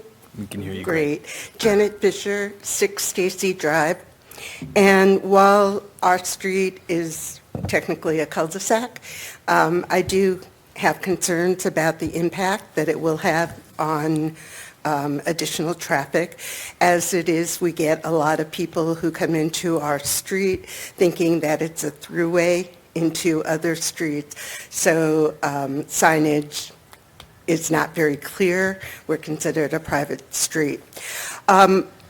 Without saying whether I agree or disagree, I do have some comments/questions for the board.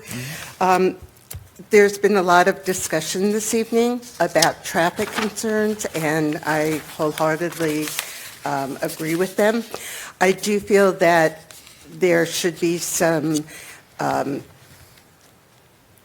investigation of putting up traffic lights at the developer expense, and that would be at the 3 main areas that have been identified: high at Elm and Water, high at Prescott Street, and high at Sutton. Those are very significant areas that I think would benefit from some traffic control. Another question would be, in terms of the traffic study, it sounded like using the current parameters, we're looking at perhaps 1 car per family, but the development also is looking at 2- and 3-bedroom apartments, which would impact number of potential employees living in that area going to work. So it might be 1 or 2 cars per apartment, and I think that needs to be considered. The other last thing that I'd like to raise is a question and strongly promote is there was a lot of information in the online report that I read about public transportation. Is there any way that the town could work with RTA to get more public transportation directly into that area. Right now, they're saying it's 0.7 mile to walk to the nearest public transportation, about 16 minutes. That might be nice in the spring or the fall. However, when it comes to winter, that's a long distance. So my suggestion is that I would strongly encourage the town and the planning committee, zoning committee, to talk with the public transportation department to see if that could be something that would be able to come in and alleviate some of the traffic patterns. Thank you. All right, thank you. Is there anyone else? Please. Yeah, hi, board. I'm Timothy Jordan. I live on Prescott Street. Here to share a couple concerns about traffic and, more importantly, safety of the area. So I travel down Prescott Street towards High Street in the morning.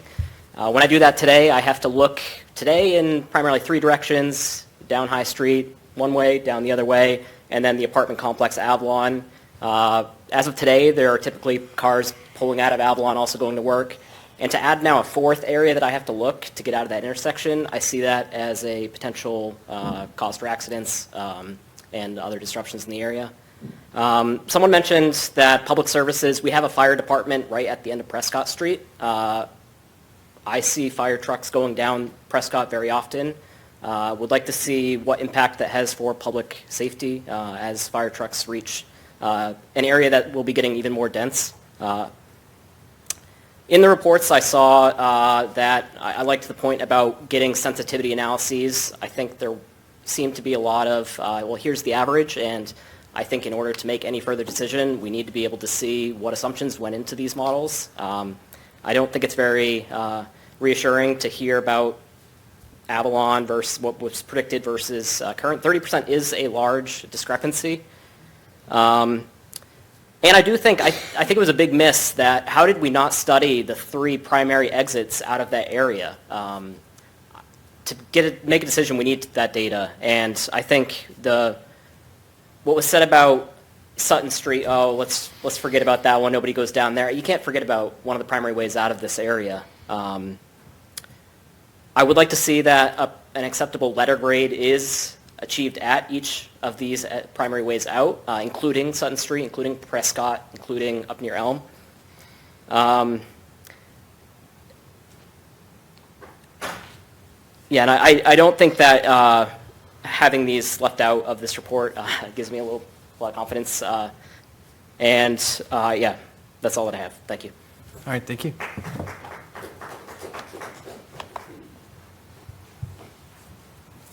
All right, is there anyone else? Yes, please. Hi, thank you. Anthony Sederi, 55 Moody Street.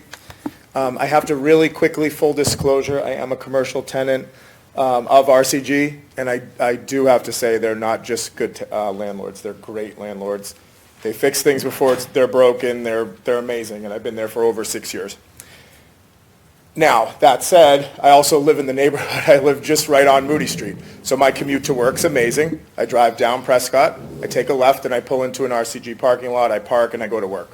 I think the concern I see has to do with infrastructure. So I have a question. Do the traffic studies that we're doing now pertain to infrastructure such as sidewalks and change of intersection, or is that a separate thing? I can ask that question. Okay, because the way I see the way this neighborhood works, every artery leading in and out of this big complex is a single lane neighborhood road thickly settled. Yeah. Leading to either a stop sign or two stop signs if you go up one way and a stop sign on High Street, or a very quick light at 125 with a no turn on red. So I feel like it definitely gets congested because there's really no way out. So studying Sutton Street would be super important. And sidewalks, which somebody already mentioned, which was great. I feel like my kids will walk to high school someday. My oldest daughter's 12. There's no sidewalk on Moody Street. she comes to the end of Moody Street, she crosses over, no crosswalk, onto Prescott's sidewalk, which then ends, and there's no sidewalk to the end of the intersection, where she'll then be able to press for a crosswalk to cross 125 and be at the high school. So I would like to know, at what point does this traffic study show the number of cars that would be warranted to add sidewalks?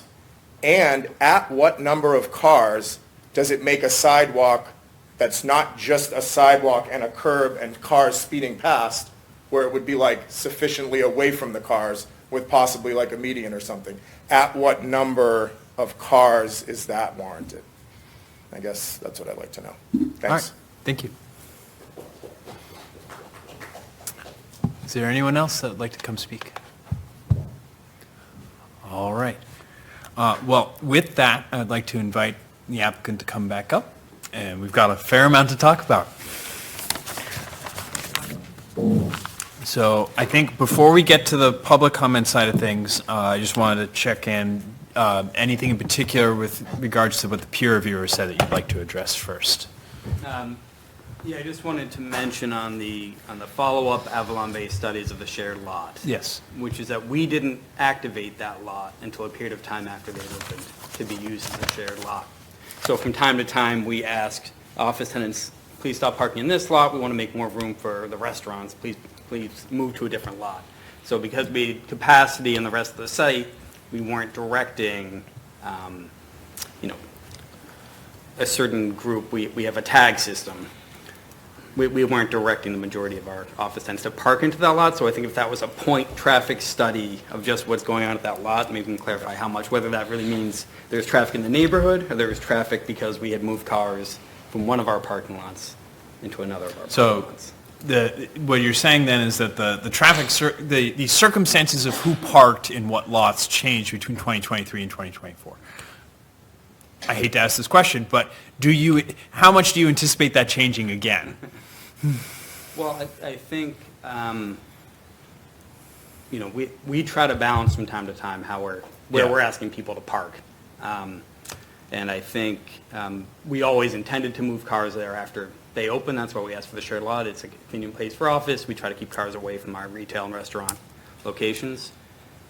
So at this point, we're not anticipating a big reconfiguration of where we ask people to park, because even if we built this, like I said, we're talking about 100 people sort of who park up there now into that area that could still be parking there, so it wouldn't mean having to move other lots around, but it is one of the items I was going to point out about if we have to sort of turn things on its head to accommodate different parking requirements, we would do that. That's why we keep control and try to keep. Yeah. I mean, I think, and I think we heard this from a lot of the public comment, and it's something that we sort of need to think about as we go through this process, is that this is a complicated interlocking system, right? You've got a lot of lots, a lot of different facilities, a lot of different tenants that work on different schedules, and I certainly appreciate that for you as the landlord that's a logistical challenge. It also creates variance of outputs, from how the community sees what's coming on the street, right? And so, for example, as you build this facility, my guess is you will have to shuffle around some of those lots and who parks where and things like that, right? And so,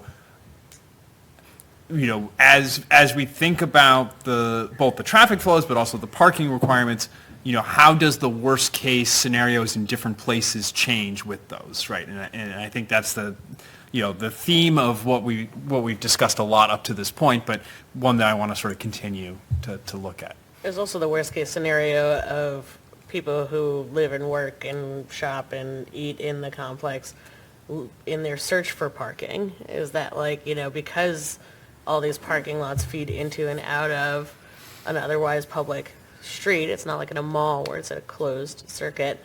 If people go to try to park in one parking lot and it's full, and then they're cutting across several times possibly to look for available parking further from their destination, how messy can it get, essentially?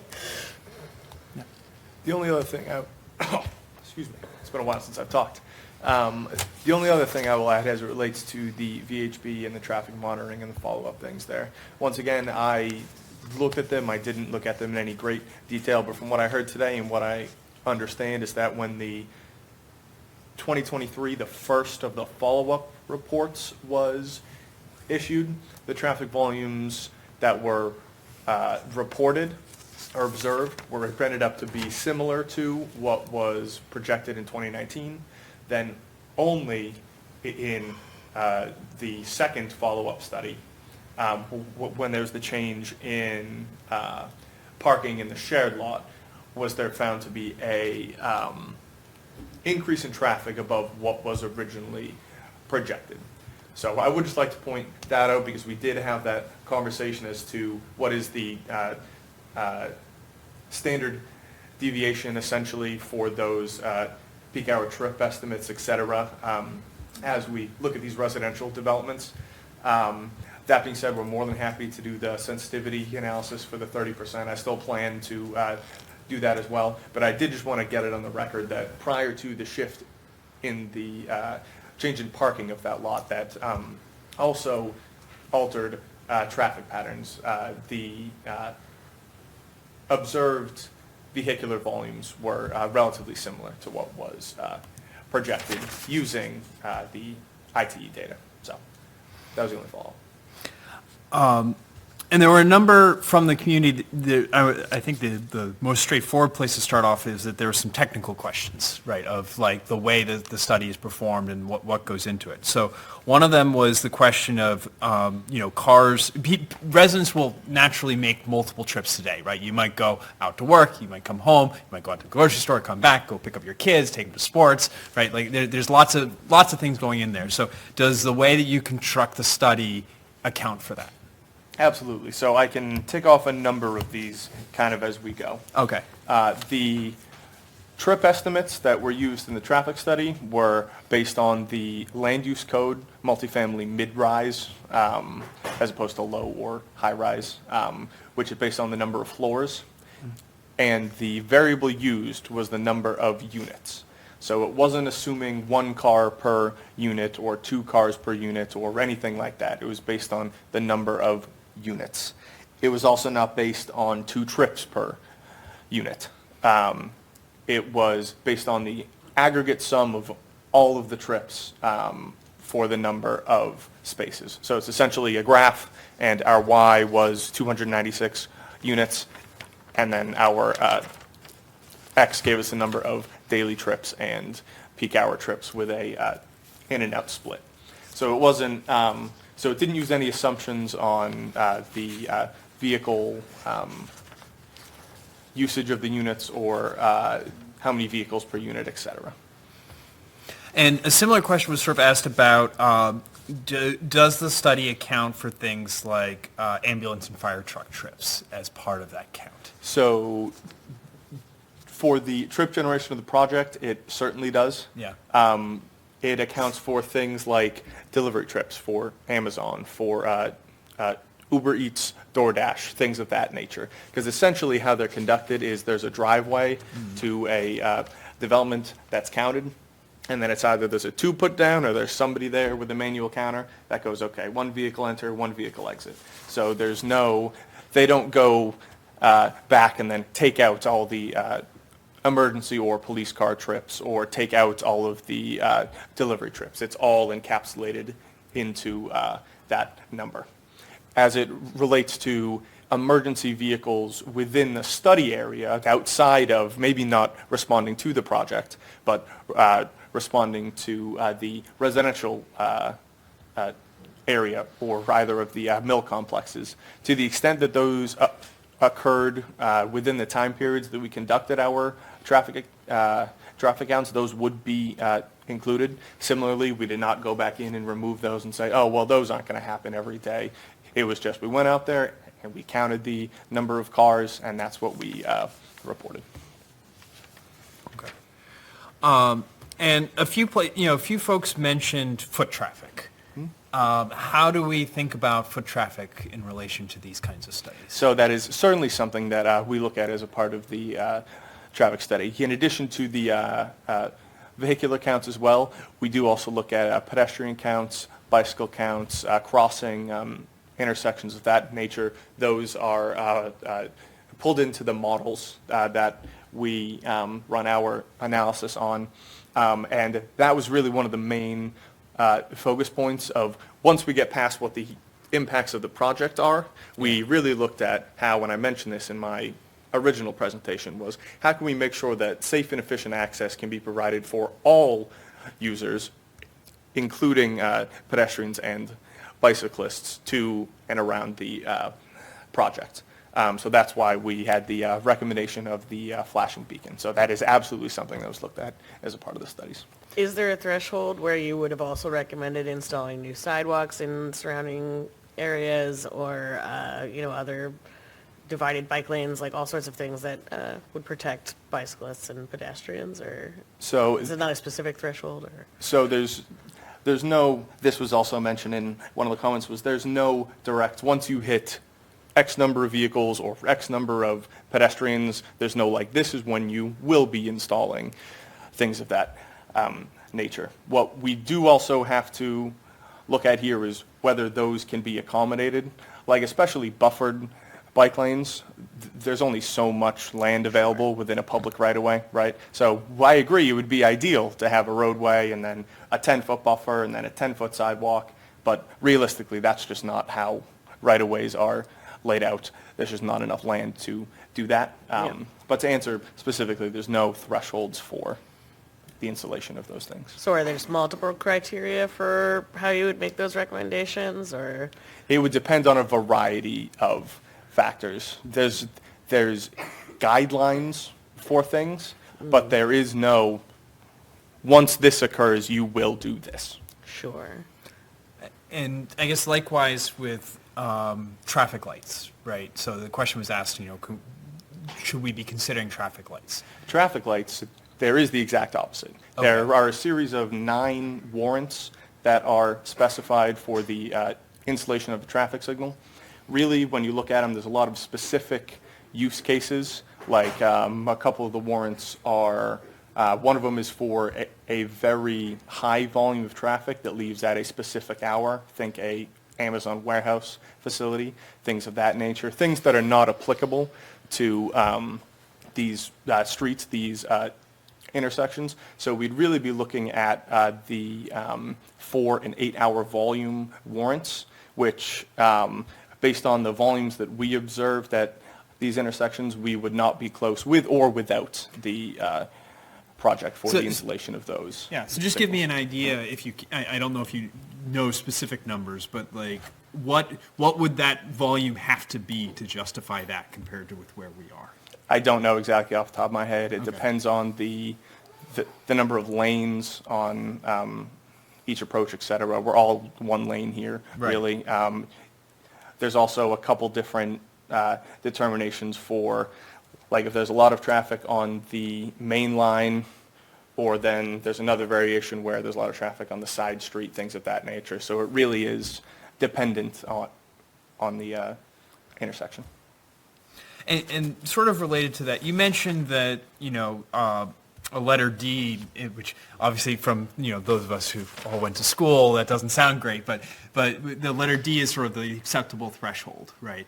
And so if for some reason a street were to be worse than that, is there a specific remedy, or is it a site-specific thing where you say, okay, well, what do we have to do to get that rating below? It is a site-specific thing. As Okay. it relates to the most effective thing I can tell you is, and this is one of the benefits of something that was mentioned, the proximity to public transit. Yeah. Within a mile is the most effective across the board, is to remove trips from the roadway network. That will help everywhere, right? And what is it was asked about MEVA and the MVRA, the Merrimack Valley Regional Transit Authority. So they do have a stop there currently, right, in that area? It's around the corner, if I recall. Do you know where the bus stop is? I'd have to go back and check. Do you know where it is off the top of your head? Yeah, okay, yeah, it's around the corner. It follows Maine. Yeah. It goes down Maine, so it's the top of Water, Maine, and Elm, Maine. Do you folks talk with the transit authority at all? Do you have conversations about the best way to provide transit to and from your facility?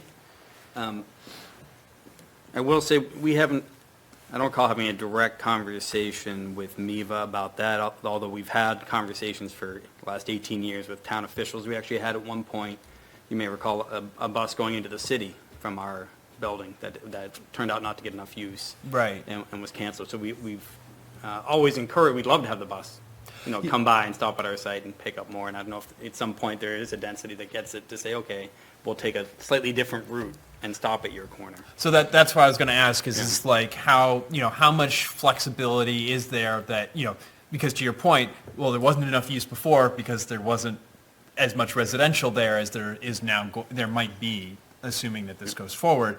And so, can that be revisited and looked at? And it sounds like the answer is probably. And maybe questioning not just whether or not there could be a bus that goes directly into Boston, but one that would go to the commuter rail for folks that might stop at other stops before Boston. And Mr. Hakeem asked about dimensions in for the parking spaces, that there's some discrepancy between what was listed in the mass housing application and what was listed in the site plan. I'm not sure it was in the mass housing application. Okay. So, and I will say there is a civil peer review coming and a design peer review coming. Yeah. All the new design stuff on the site plan is fully compliant. All the parking spaces will be 9 by 18 and the drive aisles will be 24, 25, whatever they are. Okay. I think what he was referring to, because we had a question about this, it was one of the comments that came back from maybe a Public Works review about there was an existing condition on site that there was confusion about the size of an existing space, an existing aisle. That would be not part of a new site design of the new project. And then he also asked about High and Prescott intersection and then Prescott Street in general, and about the impacts on there from entry and exit, and also just, in terms of traffic and foot traffic with the residents and things like that. Any thoughts or comments on Prescott Street specifically? What I'll add is we looked at Prescott Street in its entirety, from one end going all the way to 125. And similarly to the rest of the study area intersections, we didn't find that there were any identified safety deficiencies. We found that there was sufficient capacity to accommodate the existing traffic associated with the project site. There wasn't anything beyond what I've already spoken to. And in terms of the actual parking lot itself and its entries and exits, that'll be a topic, I assume, more for the civil discussion that we have next month. Yeah, the dimensional requirements. So we'll come back to that, and we'll have a more thorough discussion about where cars enter, where they exit, what the flow will be specific to that site. Do you mean like the entrances and exits out onto High Street and Prescott? Or Exactly, the stop like sign where on the curb cuts internal are, one? where the flow is going to be, right? Okay. Because this is about this discussion today is really about the flow Right. on the streets and the total parking capacity that Yeah, will be. I just wasn't sure if you were wanting them to speak to the stop sign recommendation from the peer review, or not the stop sign, sorry, the exit only recommendation from the peer review, but that's going to come later, right? Well, that you can bring up if since it was in the peer review. Well, I think they were going to respond to it as like a, Let me jump in and say this. We did not design the site plan, so I feel like it's appropriate to kind of talk about at that point as well. So I appreciate you bringing it up, as it does relate to traffic flow, but I didn't design the site plan. So. right, yeah, I think just the peer review made a suggestion to add that as a recommendation for the development of the site plan, yeah. So we should bookmark that for later. Yes. Okay. But you still coordinate your design with your traffic review with the civil engineers to determine if their design is going to impact traffic. Absolutely. So we will, that's something, I'm not saying I'm going to ignore it entirely. Yeah. And I think, truth be told, I think it's a very good idea, and if we can make it work as it relates to the circulation within the site, I think it's a good idea. But it's something that we're going to have to go back and look at as a team. Right.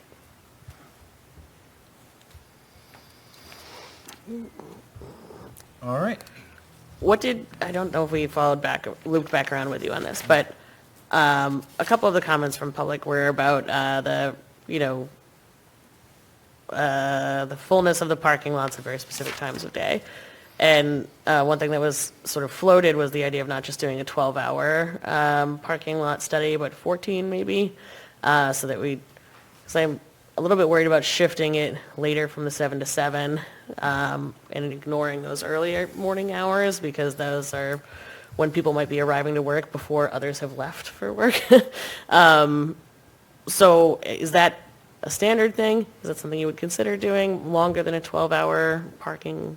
So that's something we certainly could consider doing. And then this is something maybe us and VHB, if the town is okay with it, that's something we can consider hashing out together as well.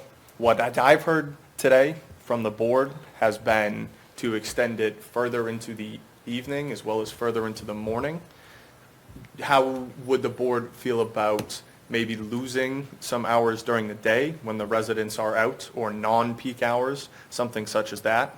Because the further we extend it, obviously that's more time and money that needs to go into not only conducting the counts, but then also on our end as well to process the data. So for every hour we extend it, that's more and more work. I personally am not necessarily concerned about shifting before 7 a.m., but I think the whole idea of having the continuous length of time is so that you can identify potential peaks that we might not know about in such a dynamic site. So, I mean, or it might not be typical as compared to other types of sites.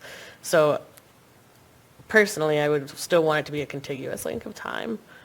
And I don't think I personally need it to be started earlier than 7, but maybe going later than 7 p.m. I don't think earlier needs to, I'm less worried about earlier. I am more worried about later, especially with all the restaurants. And, as folks talked about, I've tried to park there on Friday nights. It's tough. Yeah. And that's exactly when a lot of jockeying for spaces happens too, which can get pretty wild. Okay, that was really my concern, was if all of a sudden we end up counting from like 4 a.m. to midnight, right? Yeah. Like all of a sudden that's a huge extensive period. Sure. So maybe we do something more extensive and we'll have a conversation with the peer reviewer to kind of nail down the brass tacks of it at all. So maybe we do extend it a couple hours in the evening. Maybe we look at a Friday if that would. It seems like that would be when that would be better served. Peak hours would be is Friday. Yeah. Yeah. I think that's okay. reasonable. And I would encourage you guys, anybody here, look where this property's going, right? Yeah. Because you're thinking about when you arrive at the restaurant, you want to park in the front. Sure. We have a garage, the top is blocked off, that's 308 parking spaces. Right. The bottom will probably be mostly empty at that hour, and even the row in front will probably be empty, because your focus isn't there when you're looking at the front door of the restaurant. Yep. And I think our point is, our observation, we've been there a long time, is that this is the most remote part of the parking lots, and it's probably going to be, just I encourage, like, we're not trying to hide anything. I encourage anybody to go up there any time of day. Yeah. I think this just goes back to what I was saying earlier. This is like a complicated interlocking system, right? And so if you put pressure on one place, it sort of, it gets moved to other places in ways that are not intuitively obvious all the time. And so I appreciate that. And, but, thinking about the way that then adding a site that is there that will fill up that spot at least certain times of the day, then how does that end up affecting the rest of it? Right. So there were a couple of comments. One was about the emergency vehicle trips, and you sort of responded that they're included in the count, but when I don't know exactly what they meant by it, but what I thought about is Response time? how does the traffic here affect or impact the ability of emergency vehicles passing through here? Because if there's, the fire station is at the top of Prescott Street, if this is a regular route, and we're modifying the traffic there, how does that impact them? Have you had any discussions with the fire department or the police department about their? Not to my knowledge, I don't know if you know. How it relates to response time is the goal for there to be zero change, right? Mm-hmm. Everybody should be getting out of the way, et cetera. As it relates to quantifying. But there's not always room to get out of the way if an intersection is blocked or that sort of thing, As it relates to quantifying what that impact is, that's not something we're going to be able to go ahead and do. Mm-hmm. It would depend on the exact time that's being let out, what vehicles are on the road, what the conditions of the road are. That's not something that's quantifiable. I will say, we had a technical review committee meeting with police, with fire, when we talked about this project, so they've had an opportunity to review it. They didn't mention that as a concern during that committee meeting. I don't know if they were... One of the residents brought it up, so. Yeah. Yeah. And also, someone had mentioned speeding in the area, and when you do your traffic counts, I don't think you're checking the speed of the vehicles, but. We did. You did, okay. So when we looked at, we essentially did a spot count on high streets over the course of 2 days, so 48 continuous hours worth of counts. And we found that for the section of High Street right by where the driveways are, the statutory or posted speed limit is 30 miles an hour in both directions. The average speeds were found to be 22 miles an hour northbound, 25 miles an hour southbound, with the 85th percentile speeds being 26 northbound and 29 southbound. So below or approximating the posted or statutory speed limit. And this was at peak hours only or throughout? This was over the course of 48 hours. So 48 hours worth of data. Every single car that went past that stretch of the road, we got the speeds on. Those are the averages and 85th percentile speeds. So there were cars that went faster than that. There were cars that went slower than that, but those are the average and 85th.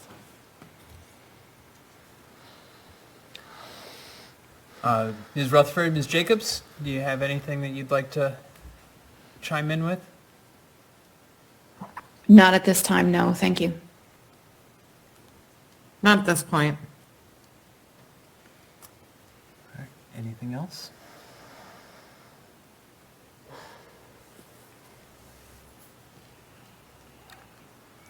All right. I can't think of any. I think this is a lot to digest.